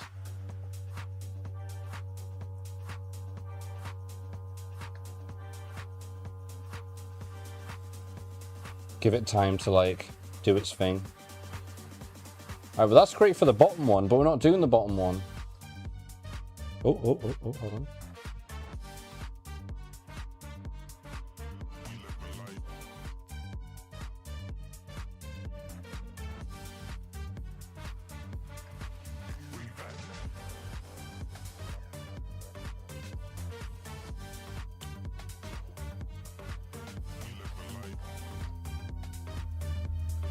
We're close.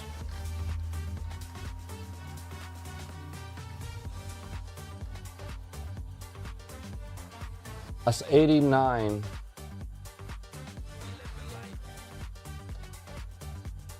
I think we can get away with 89. Although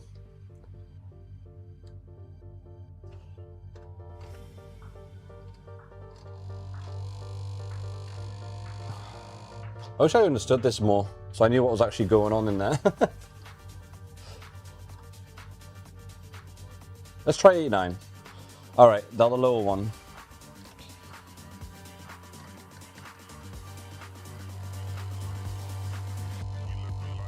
$97,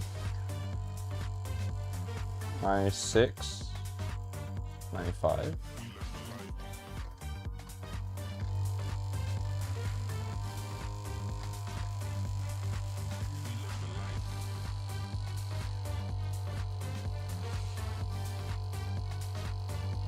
Let's do. All right, I think we're good. I think we're good. I think this will be all right.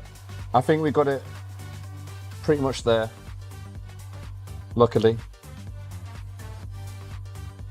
Where's my reference? There it is.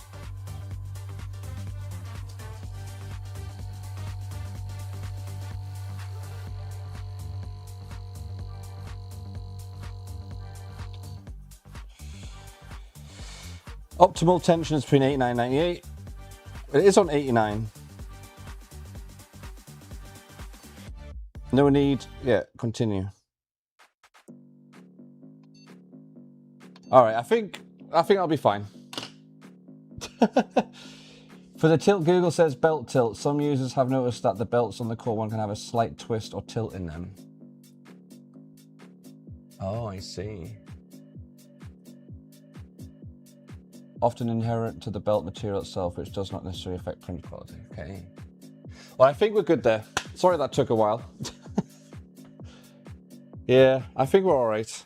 I think we got there in the optimal range, which is what we want. All right, what else do we need to do this one? I guess we'll run a calibration test just after that. Just to check.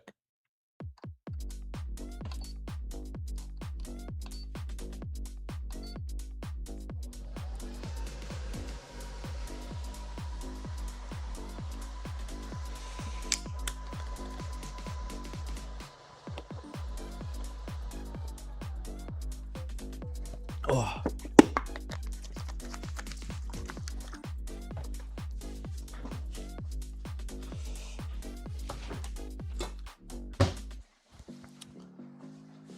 All right. Fans all passed. Door sensor, we can skip.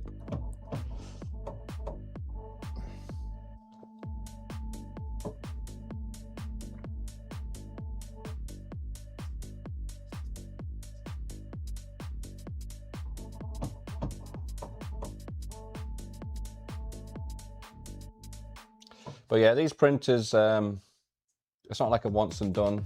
It's not like a PC, unless something in the PC breaks, but that's quite rare.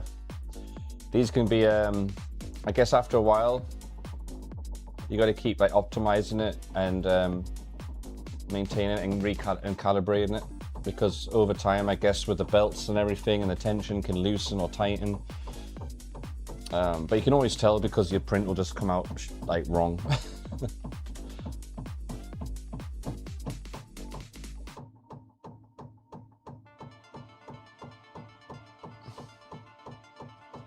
So it's always good to make sure, because you don't want to waste filament.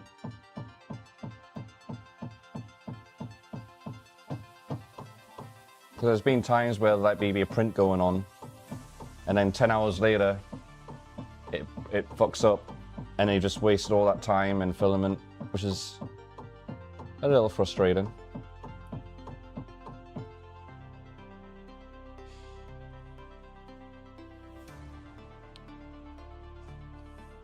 Failed to calibrate homing. Oh no. Continuing, that means I didn't do it right. Failed to calibrate homing. Continuing can cause layer shifts after rehoming. I actually think it might be something to do with this table. Do you want to see some cars? Yes. I'm going to just make sure it's a bit more stable. Because it might have something to do with, because it was a bit wobbly. Let's try.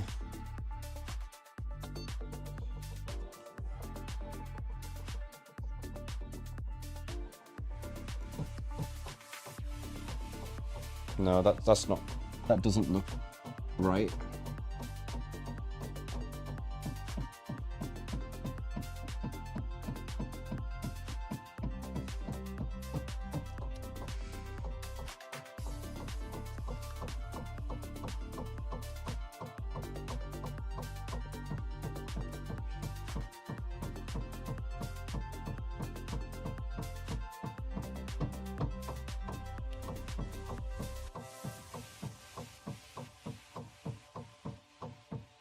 But we'll see. Maybe it'll be okay.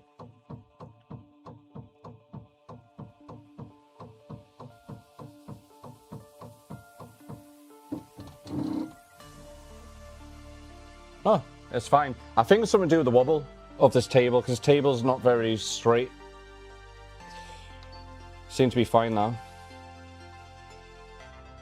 Maybe that's what was fucking us up earlier with the belts. Maybe because it wasn't level on the ground, it was messing up with the frequency. Is it a gay table? I think so.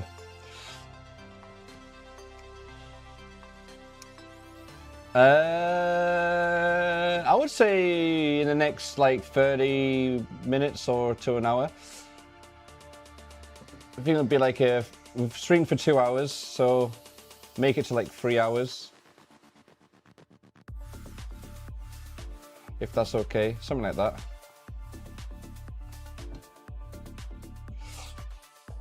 All right, we're passing tests. And then with this one in particular, we need to sort out the Core 1 Plus upgrade, because it came upgraded, but it was missing the orange switch and a magnet. And the worry I have is that the original Core 1s come with the magnets already inside the filament, and you just transfer them over into the new body, filament body. So my worry is that this won't have the magnet inside, and we need the magnets. But I did ask about it, so I'm hoping it's in here.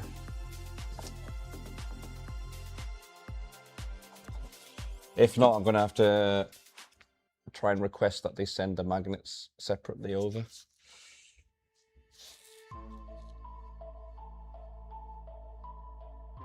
All right, it's doing the heater test.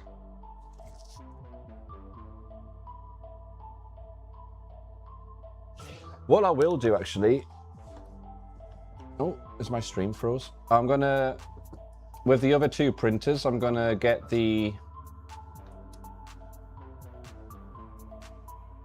that's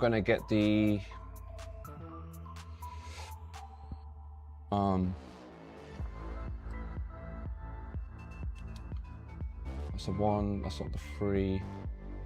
I'm gonna get them printing a little boat, because that'll be a good test. So I'll get those started.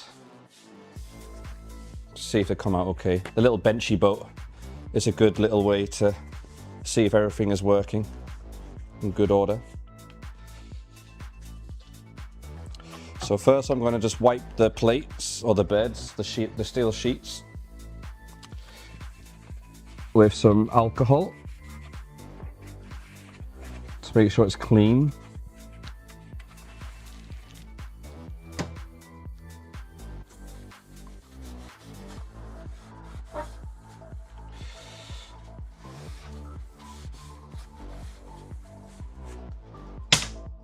And then we will use, because we have a lot of them, the Galaxy Black PLA.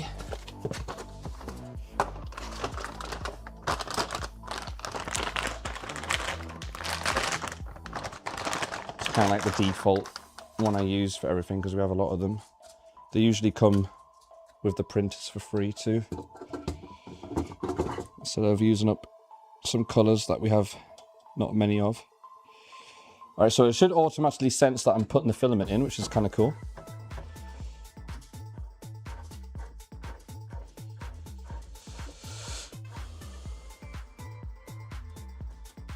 There we go.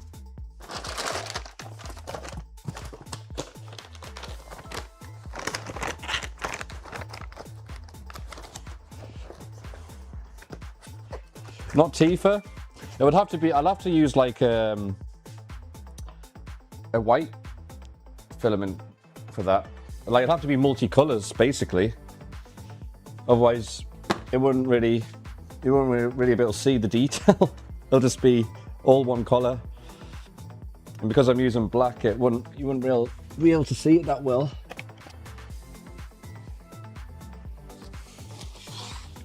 We can do that another time though. This is literally just to make sure it's all in good working order.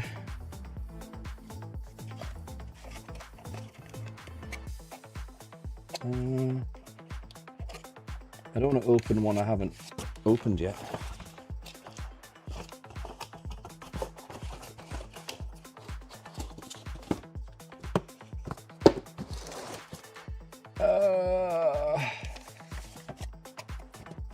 That one, maybe this one. Or maybe they're all unopened. Okay, that's fine. That's fine. Oh.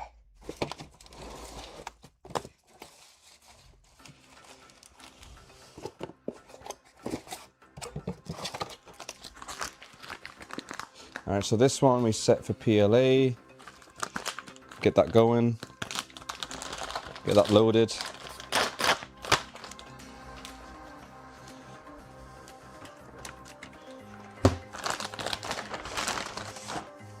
And then this one,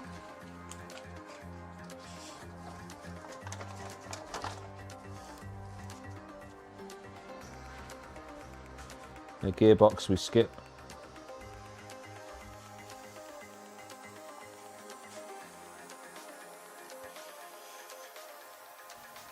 For those who don't know, here's Galaxy Black. It's like a black, but it's got like a sparkly effect to it. It's kind of nice.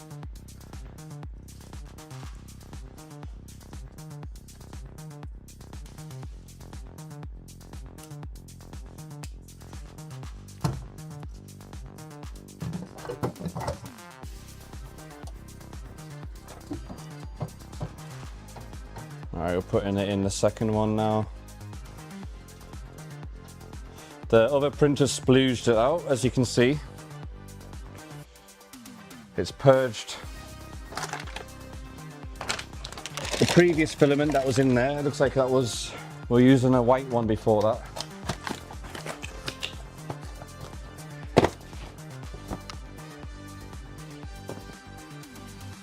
And now we got to get our test filament. This is a jet black one, so this one doesn't have the sparkly to it. Hey, Tomato. If Tech wants to buy some car, please let us know the details so we can double check this car with mechanics. Lots of expensive crap out there nowadays, yeah. There's also a lot of reliable cars too. Oh shit.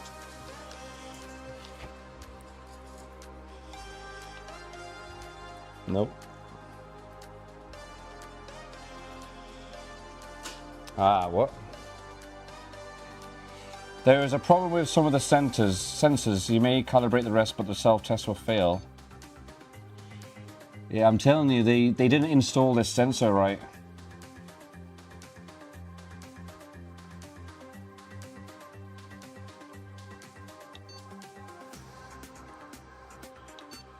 Yeah.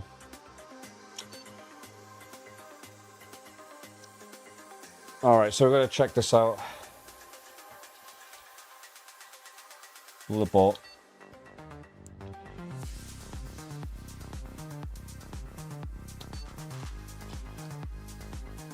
So the filament sensor definitely needs looking at. Okay. Alright, we'll turn this off. Fire truck. Imagine. It'd be really hard to park it though, wouldn't it? Alright. Okay.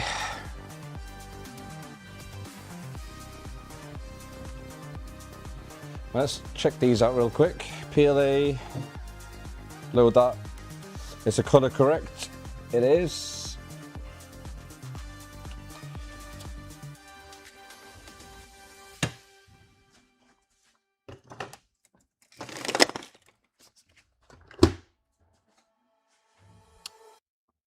There should already be, they preload, in the USB sticks, they preload the, some models.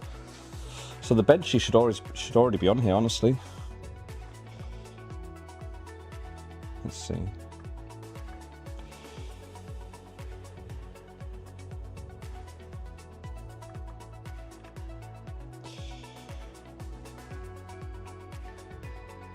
Benchy Bonkers, I don't know what that is. Benchy Rules, what? There's like a different version. Let's see. Let's try Benchy Bonkers. What does that look like?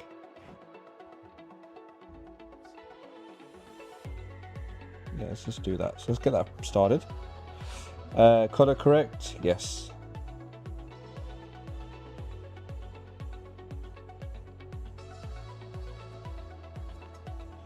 Why is the music stopped for me? Alright, good night, Electron. Thank you for stopping by. Oh, the music stopped everywhere.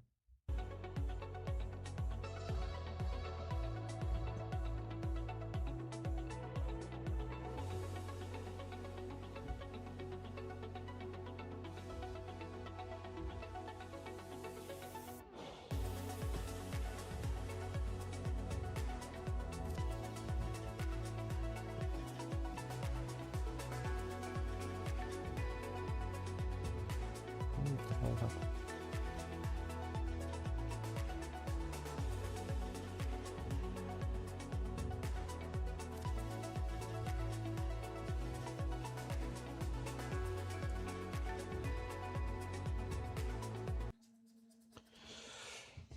Goddamn technology. You gotta love it, you gotta hate it. Sometimes it works, sometimes it doesn't.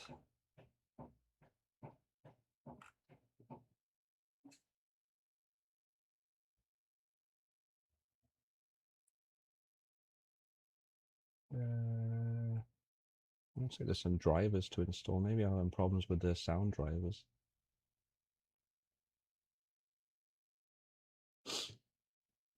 Okay. Let's disconnect and reconnect.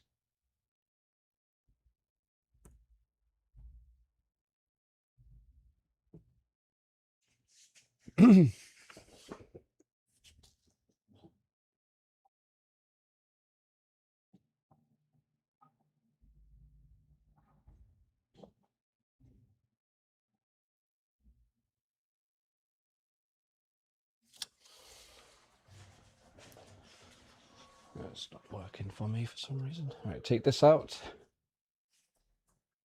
and print. Benchy Bonkers. What's Benchy Rules? Literally looks like the same thing. I'll just do the same for each.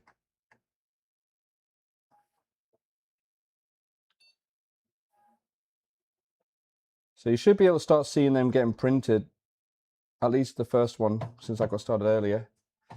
It's going to map out the plate first.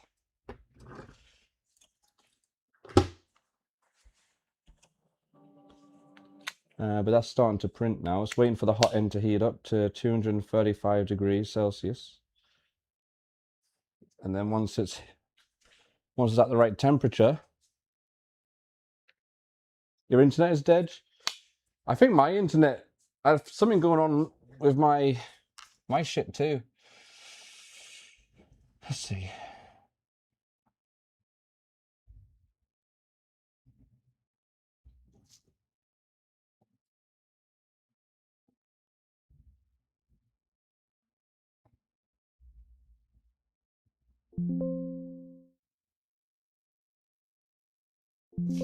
Is there music playing?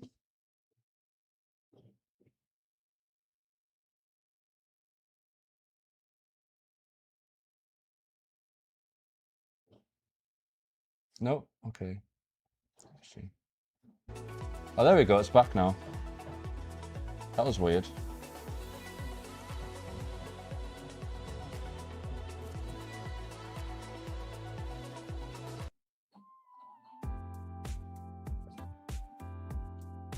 All right. It's all gone back. Stabilization. All right, so you can see in this corner, it's starting to print out the little boat. This one will start soon too. I don't think they're in night vision mode. Let me check. They shouldn't be.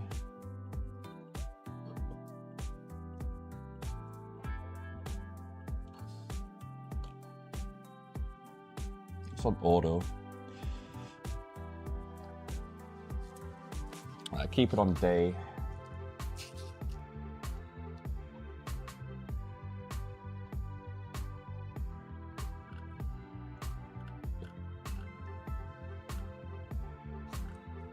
it on day.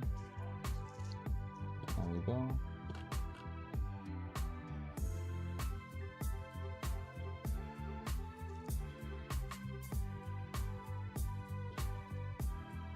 All right, guys. So we have.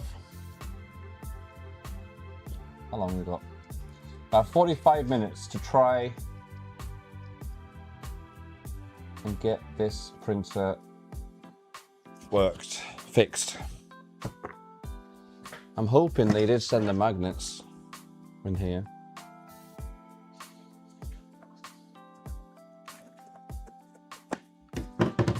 Where's this box cutter?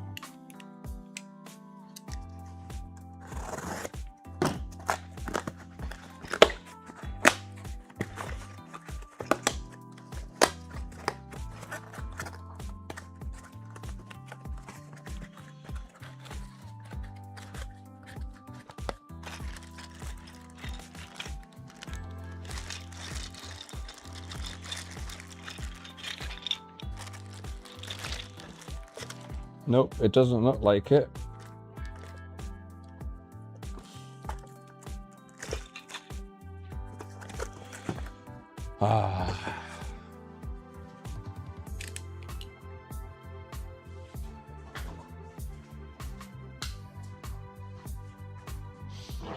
Well, we're gonna have to pull it apart anyway. So let's do that.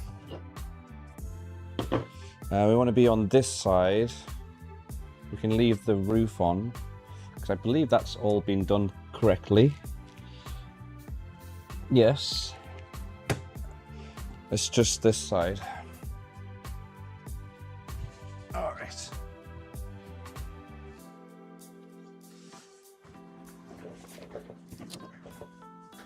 Okay.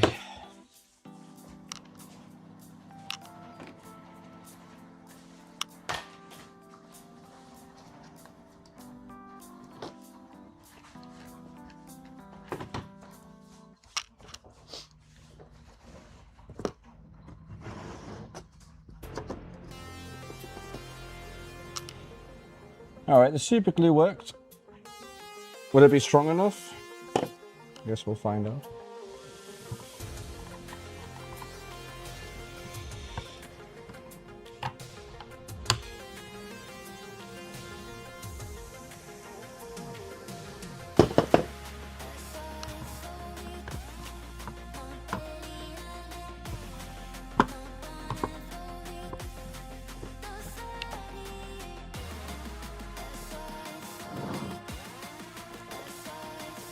Alright guys, let's get going.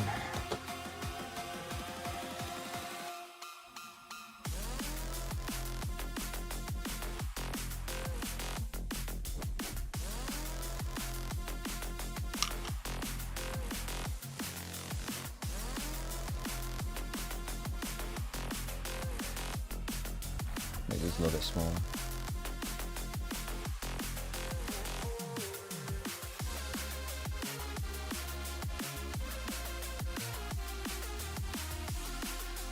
Oh fuck. I moved the wrong thing.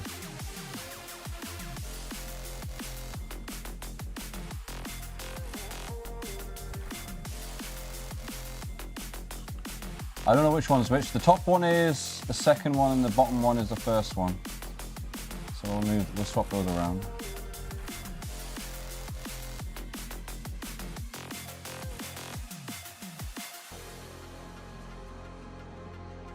Alright, we've got to take this off.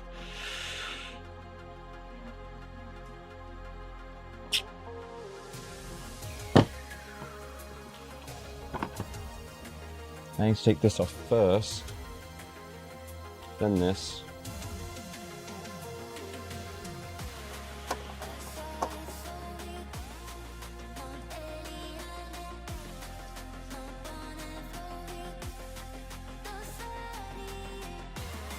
It died exactly at 12 AM.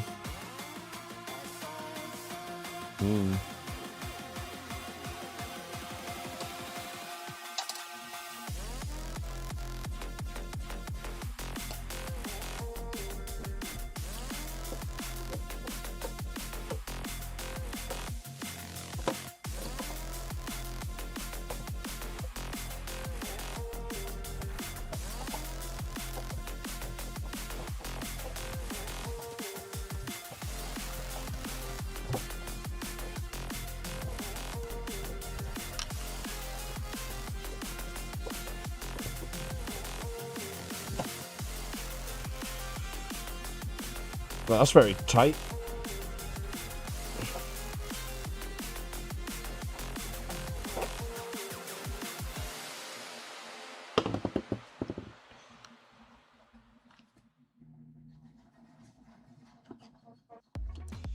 That doesn't even look like the right screw. What the hell? That's what I said. Whoever installed this did a half-assed job by the looks of things.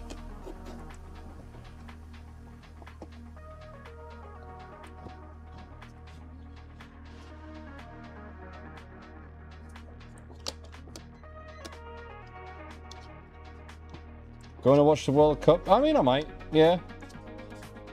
I'll follow it a little bit. I like the World Cup, but I don't watch like the leagues or anything. But World Cup I usually do because it's more of a world event. It's kind of like the Olympics, you know.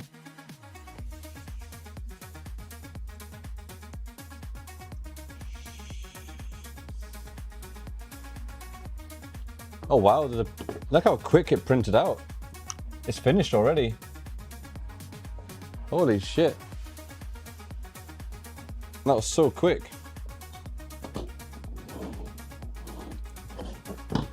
Yeah, these Core 1 printers are pretty quick.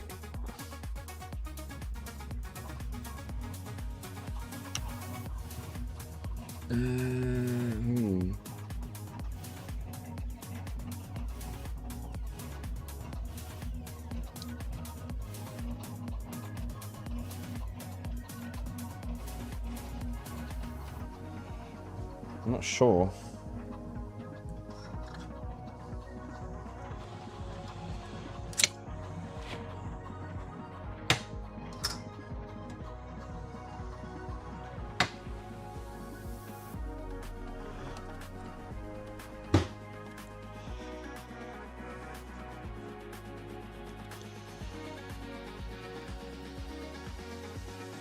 Seems to be alright.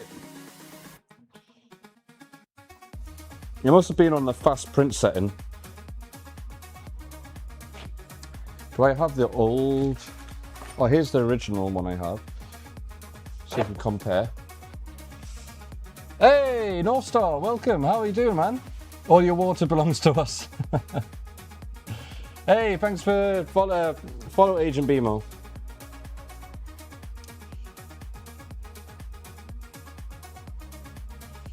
I think the quality of it is just a little bit lower because it printed out really fast. You can change that setting. But comparing it with this one, so this one is what I already had.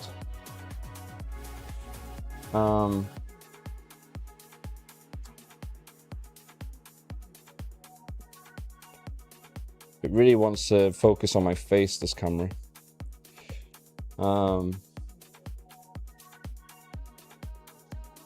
And this is the one we just printed.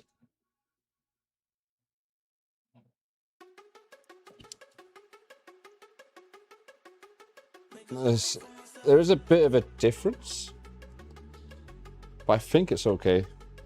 I think that's just because it prints out a lot faster.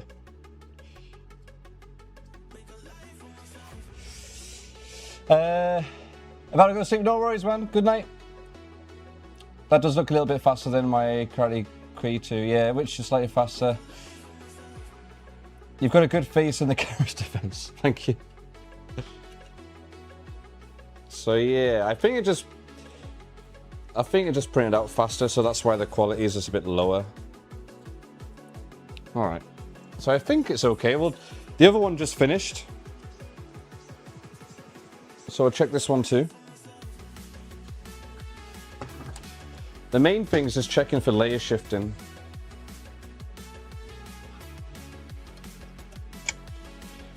They aren't really tall models, so we can't test it fully. Because usually the layer shifting, when my experience started as the print got taller. Alright, so this is the one that just came out too. Yeah, I think it's fine.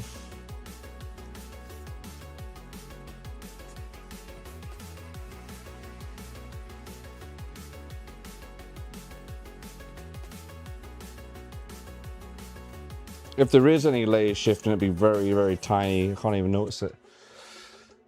All right. Can I have the prusaXL if you're not using it? Oh, we're using it, all right, don't worry. Sorry. We actually need to upgrade it. We've got the enclosure for it, which we'll have to do another day because that's probably going to be a bigger thing to do. All right, so we took this out. We need to take these rivets out again.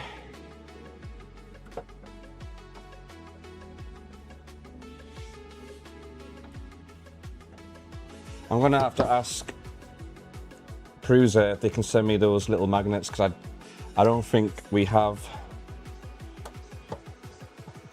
those little magnets to make this filament sensor work. Filament sensor.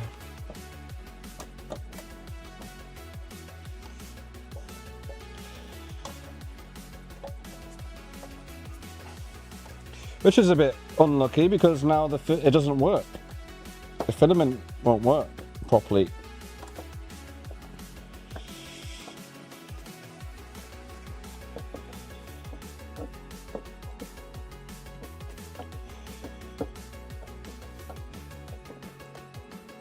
I mean, I can get the printer to work, but it won't work with the upgrade, is what I'm trying to say. Hey, Darkfade. You could map ports and you could print from his house, that's true.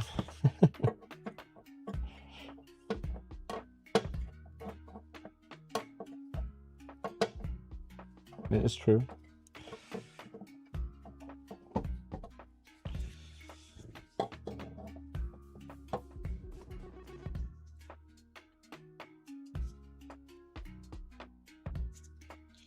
But yeah, as soon as I get all these printers up and running, fully sorted out, we're going to start printing some cool stuff.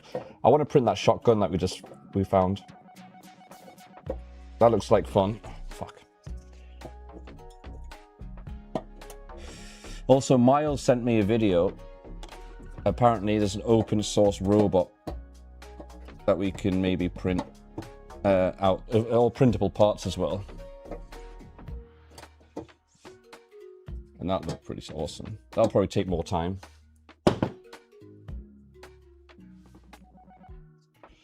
Hey, Saucy. Oh, I think the dungeon is hidden. Hold on. Let me bring it to the front. It's because there's all this new overlays. There you go. And we can take these off. There you go, guys.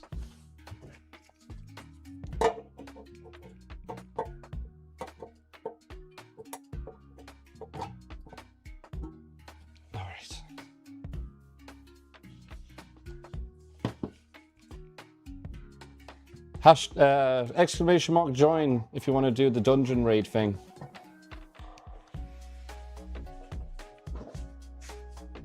We haven't done that in a while.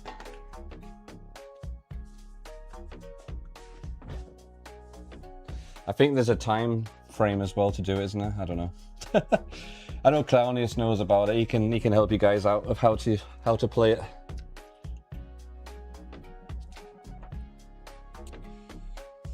Alright.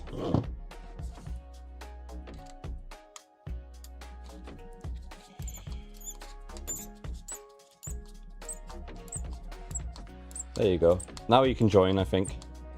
Chava. Cloud cosplay, yes. So if we reach 200 subs, I will do a cloud cosplay.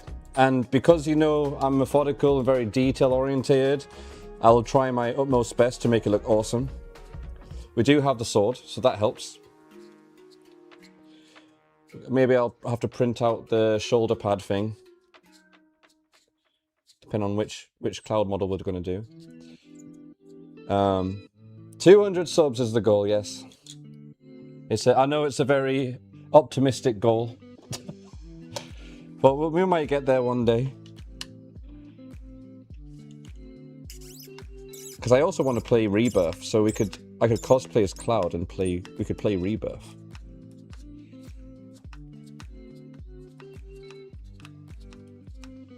Don't tempt smoke.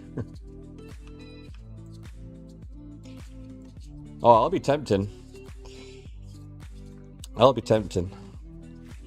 I think as well, because there's something called Partner Plus on Twitch, and I can only get it. So basically, I get a bigger cut of the sub money if I reach Partner Plus every month for like 3 consecutive months, and I think I need a minimum of 100 subs or something like that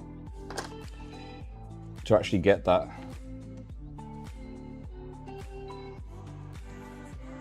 Yeah, see, look, the switch is missing. They didn't have the orange switch in there. One of the magnets is in there, which is great, but it's missing the other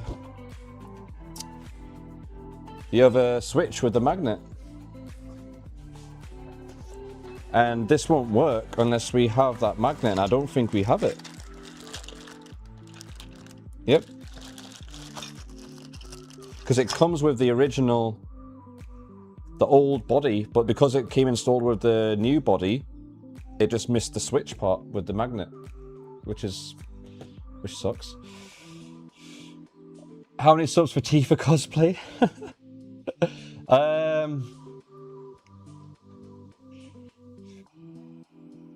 The bits thing. I don't even know there was a bits thing.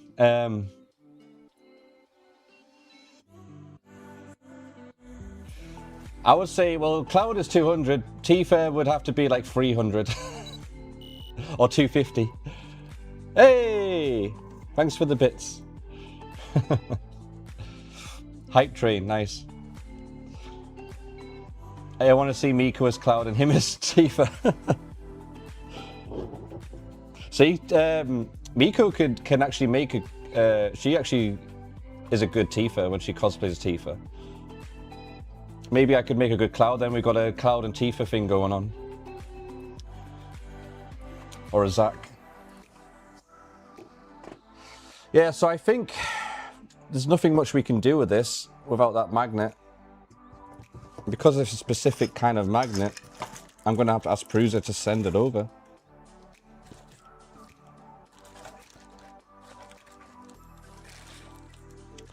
which is annoying. We have the Switch. Let me take a picture and I can send it to to a Prusa contact. An insider that can help me.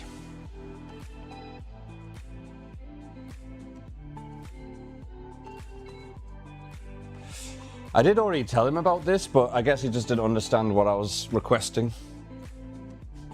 Which is fair. Fair enough. Oh.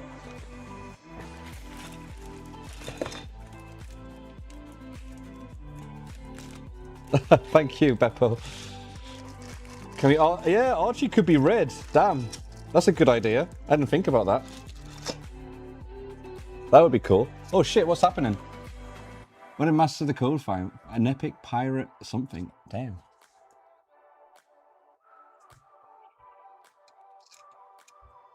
Okay, so if I put that in as well, then I can show that the Switch itself doesn't have the magnet.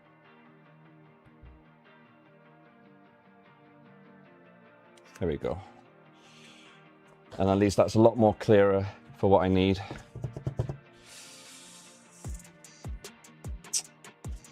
And just so I don't lose everything, I'll just put this back together. Hey, thanks, Baseless, for gifting to Saucy. Saucy. Thank you. Where are we at? We're at 27% on our goal. With our cool little sub-goal thing.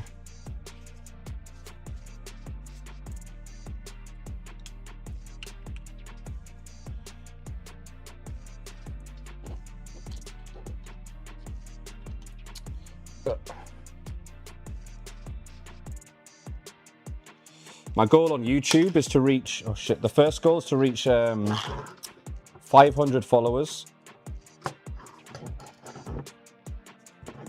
Subscribers, sorry. And then to get monetized on like YouTube, it's not actually, I don't think it's that difficult. You just got to produce a lot of videos, unless one video goes viral enough. So the first goal for YouTube for me is to reach 3,000 watch hours and 500 followers, and then I'll unlock like memberships and stuff for live and super chats and shit. And then to actually get ad revenue, I need to reach 1,000 subscribers and I think 4,000 watch hours, or like I think it's like 10 million views on shorts or something in the last like 365 days, which I think is not that unachievable as long as you're making content.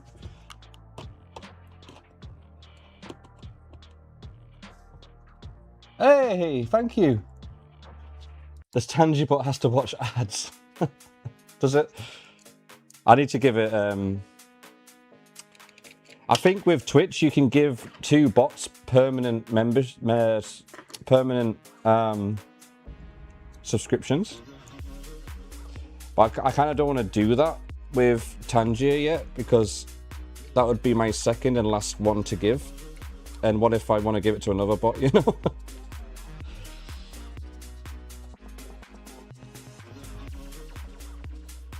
Does downloading your YouTube videos for premium help? I don't know. I have no idea. Yeah, Mevox, you can do that, yeah. Just Google it for the instructions. Hey, thanks, Baseless. Thank you for gifting 3 subs already today. Thank you so much. It's partner only, okay. So you're going to be partner then to do that. So I did it, I helped it with, I did it for Miko's channel because there was a problem with a bot.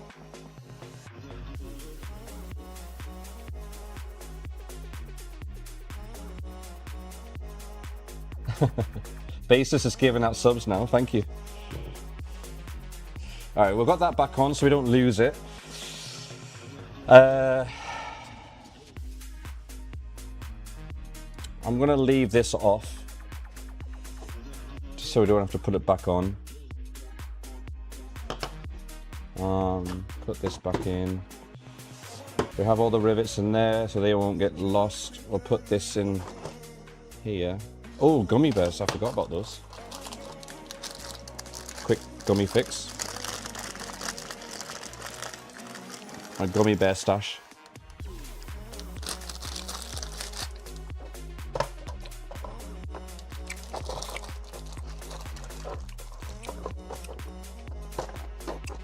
All right.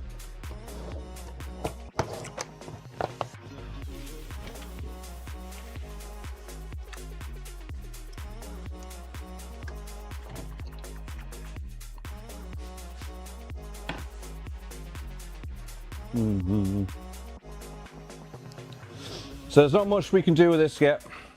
I'm gonna have to request for that little magnet, tiny little magnet. And once hopefully they can send that over. And then we can get that finally, the filament sensor to be fully working.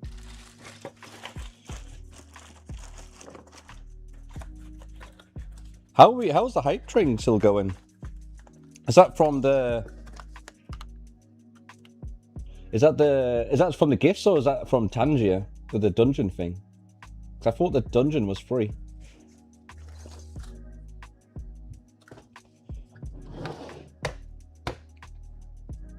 I like how the Stream Elements message has the letter E on the end.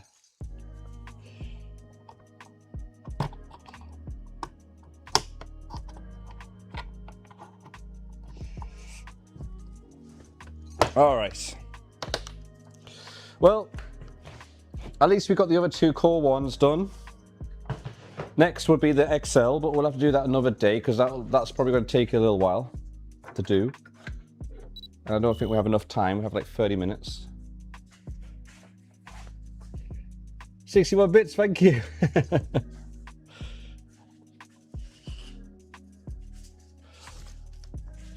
All right.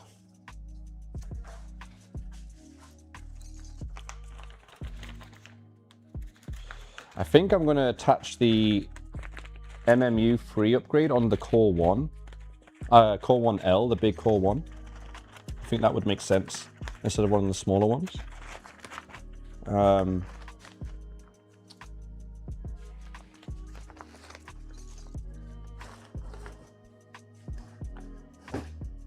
If it's compatible, I believe it would be. There's my book. Let me write that down real quick. Almost got to 67%.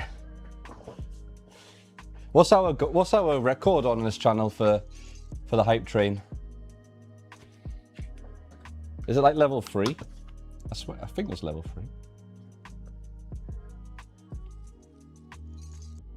I don't think there's any way I can check.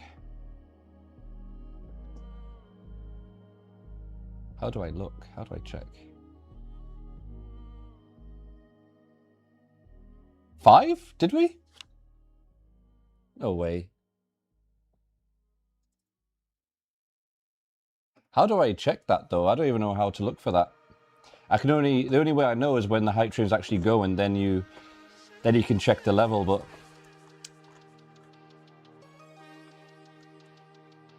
I can't see it.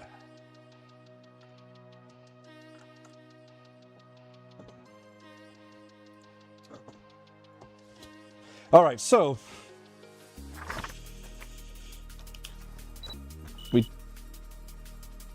thank you, Beppo. We did this. We need to, so we'll just cross all those out. prusaXL, yes. Core 1 plus free filament magnet request, and then Core 1L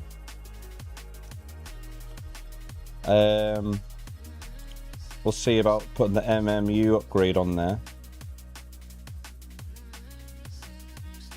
and we also got to put the enclosure on the XL and advanced filtration, which I think is compatible with the XL. I'm not sure yet, but we'll find out. We'll put the enclosure on first, because that's probably going to make a difference, because we've got to put the thing on. Hey! Bam! Is that boom? Or is it a boom alter count? Hey, thank you for the 100 bits. Is that boom? Oh no, that's Beppo. Is that Beppo alter count? I thought that was boom for a second.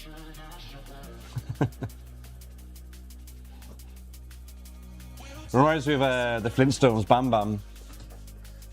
But just Bam Bam's like lost cousin or brother. Long lost cousin. Okay. Well, I've got to move this to the side somewhere. I'm going to turn these printers off because they're done.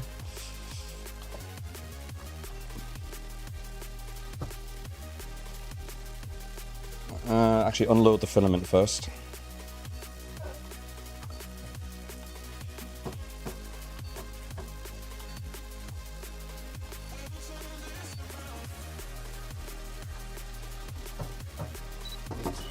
And then turn them off. Oh, okay. Hey, thank you for the bits again. I don't think I've had this many bits in a stream before.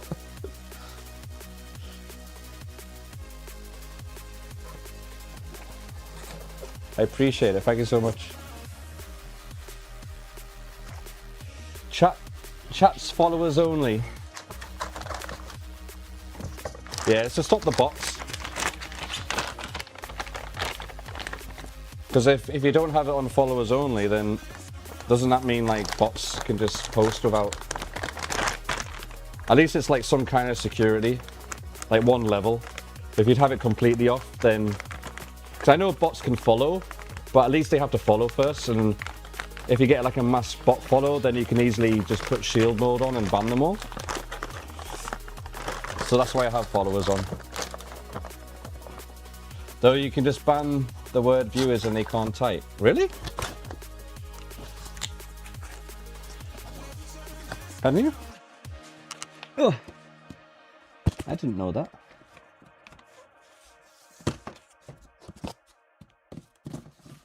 Why the word viewers though? How does that stop them? By just banning that word.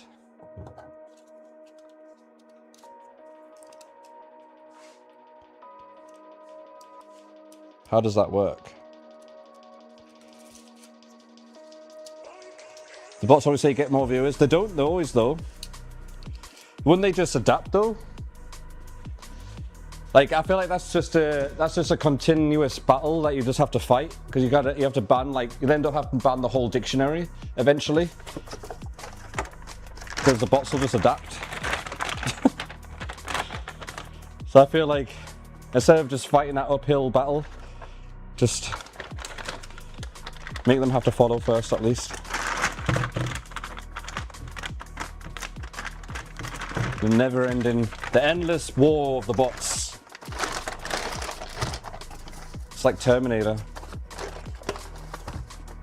I don't think us humans are going to be able to win this fight. I think it's a losing battle, I think. Emote only chat, yeah, that's true. I think us humans are going to have to start communicating in emotes only. That's the only way we can win this bot war.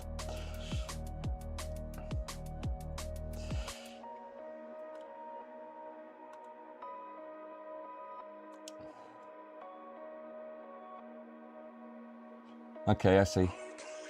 I'm being unrealistic with the paranoia, maybe. But that's what I do, I think too much about something.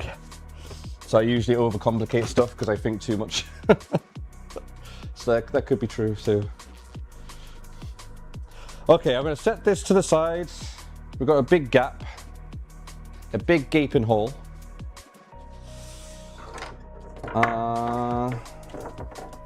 We should probably put this one on the floor. The core one, because I do need to rearrange this area and make more space for these printers.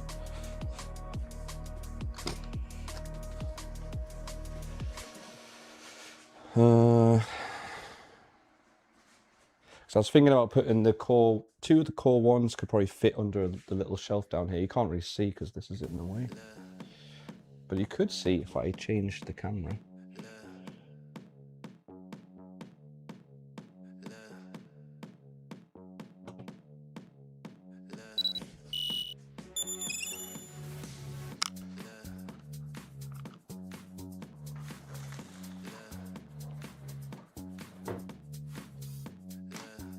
The light. How far will this wire go? Oh, not very far. I'll have to put you guys over here. But you can kind of see the workbench. So I think of sticking like the smaller printers underneath and then get this big one on the top with the XL. I don't like them being on the floor because I like them being at my like waist height at least, so I can actually operate it easier. This I have to like bend my back. You know, I have to go all the way down here to do it, and I don't like that. That's probably my OCD as well.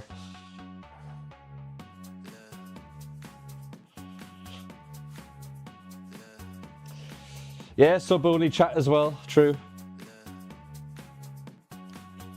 I'm telling you, the humans are going to have to go full circle. Remember, I'm sure you all remember the Egyptian times, right?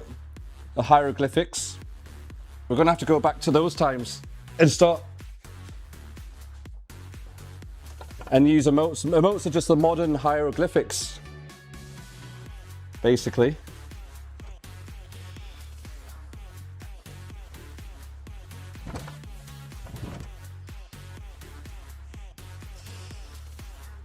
That's the way we'll win against the machines.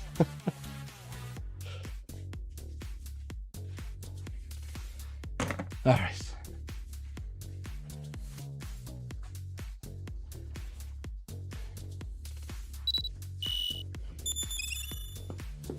Well,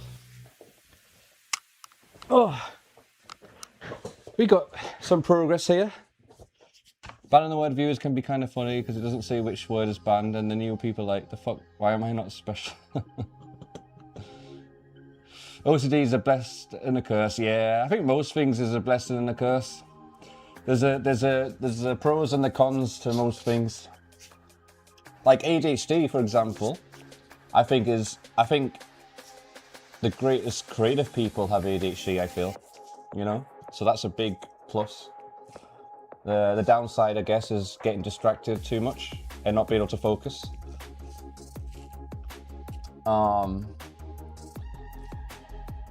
Sleep, yeah, not being able to sleep. Let me check something real quick.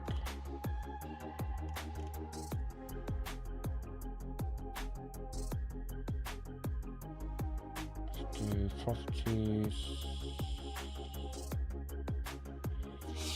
And change that to that. Hey, check this out. I'm going to print this out once I get all these printers up and running.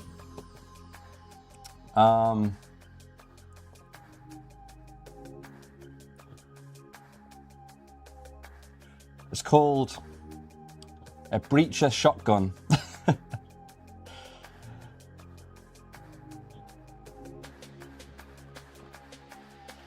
Shell ejector Nerf shotgun. Is this just a Nerf gun? Is that all it is? Do I actually I'll probably have to buy Nerf bullets for this to work? Nerf tube magazine that fires and ejects silly shells. I guess it's just like okay, so it is just like a Nerf gun, right? I like how he's got a flashlight attached to it.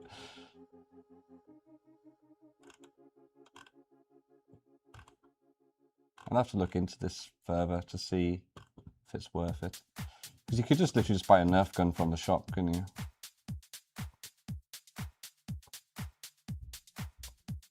I never had a Nerf gun when I was a kid. But they probably weren't as good as they are nowadays. I think they're probably just starting out.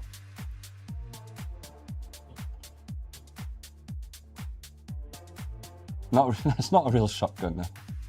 Oh shit, are you guys able to see all that? Hold on. There you go, sorry. I don't know if I had that on screen or not. It's really cool having all the engineering ability, but it really sucks when you try to sleep. Well, apparently drinking to help sleep is not a good idea. Drinking actually makes your sleep worse, believe it or not. According to the sleep doctor. Creators never finish projects, certainly tracks, yeah. Not a real shotgun, no. But it looks fun though, it looks cool to print. Yeah, Nerf blaster, that makes sense. But we do have this.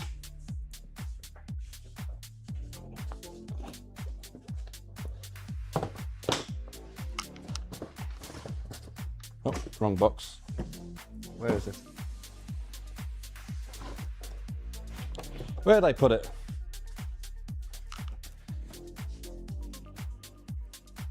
Some of you might know what I'm talking about. I don't know where I hid it. I hid it somewhere.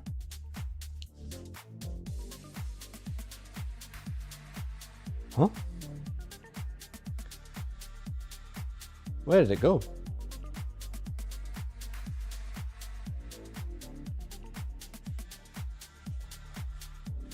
Oh, is this it down here? Oh, this is it.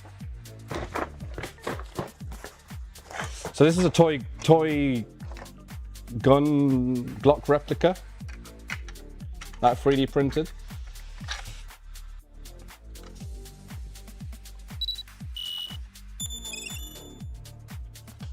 Some of you might have already seen this. You put some like I haven't put it together yet. It's got like all these parts. It's got like the magazine, all these parts. I think I need to get like elastic band and stuff like that, and like it'll shoot like little like plastic bullets, like a toy gun. So we can assemble this on stream. There you go, so you got that. Oops, wrong way. There you go. You put your little plastic bullets in there.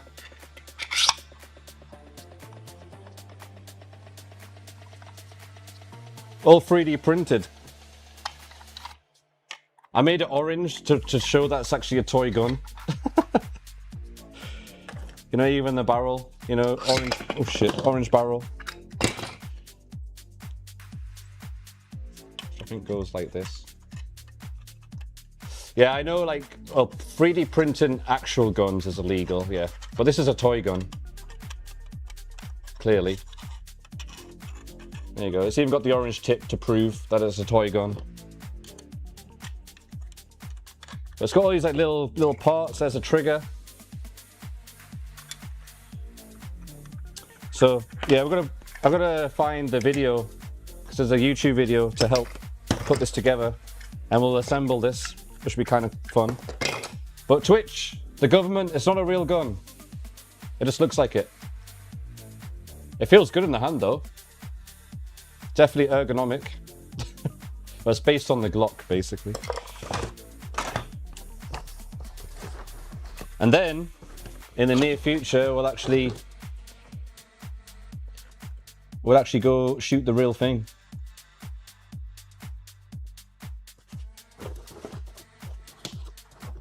There's a lot wrong with drinking to sleep. I have to drink a whole lot, because if I just drink 3 drinks, I'm super sensitive to the sugar. My liver turns it into. So I have to drink 10 just to sleep. I mentioned, because I expect a lot of people have the same issue. Yeah. You can get airsoft Glock like gun for $20, but it's not 3D printed though. It's the whole part of the process, right? The fun is about making it from scratch, you know, instead of just buying it from the store. Being resourceful. But yeah, we'll print a lot of cool stuff. I'll find some cool stuff to print. I do need to clean out this garage more too. I need to get in touch with the Prusa guy for that little magnet so we can get that filament working. That gun has given me PTSD. You kid, hard to store a room and Nerf gun. Yeah, I wish I had the Nerf gun when I was a kid. I would have loved that. I remember like anyone remember those like metal potato guns? You would like get a potato spud and you'll stick it in and shoot a little potato, little potatoes everywhere.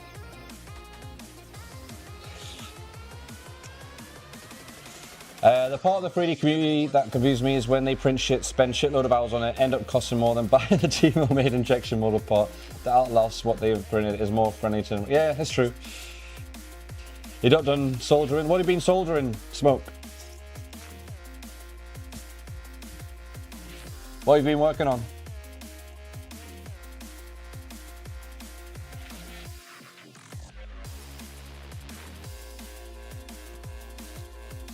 The potato cannon Bonnian's oil build? No. I haven't seen those, no. Soldering tiny SMD LEDs that I can't use hot air on because they die. Replacing LEDs on the industrial board. I see. Certainly for me, it's all prototyping while I print my phone case that I design myself. Yeah, phone case is pretty cool, especially if you get a flexible one. I printed like a Apple Watch stand. Like you can put the little magnetic thing on it, magnetic charger, and it has like a little tray for the AirPod case. And I got that in my office. There's definitely some handy things you can print for around the house, which I think is worth it. And there's also big projects. I'm thinking about maybe printing, it might be a bit of a challenge, but print like an F1 car. A life-size 3D printed F1 car. We'll see. But also a robot. I think printing parts for a robot is pretty cool. Like I said, Miles sent me a video where there's an open source fully 3D printed robot you can do, which is life size, I think, as well, like humanoid. So we might give that a go as well.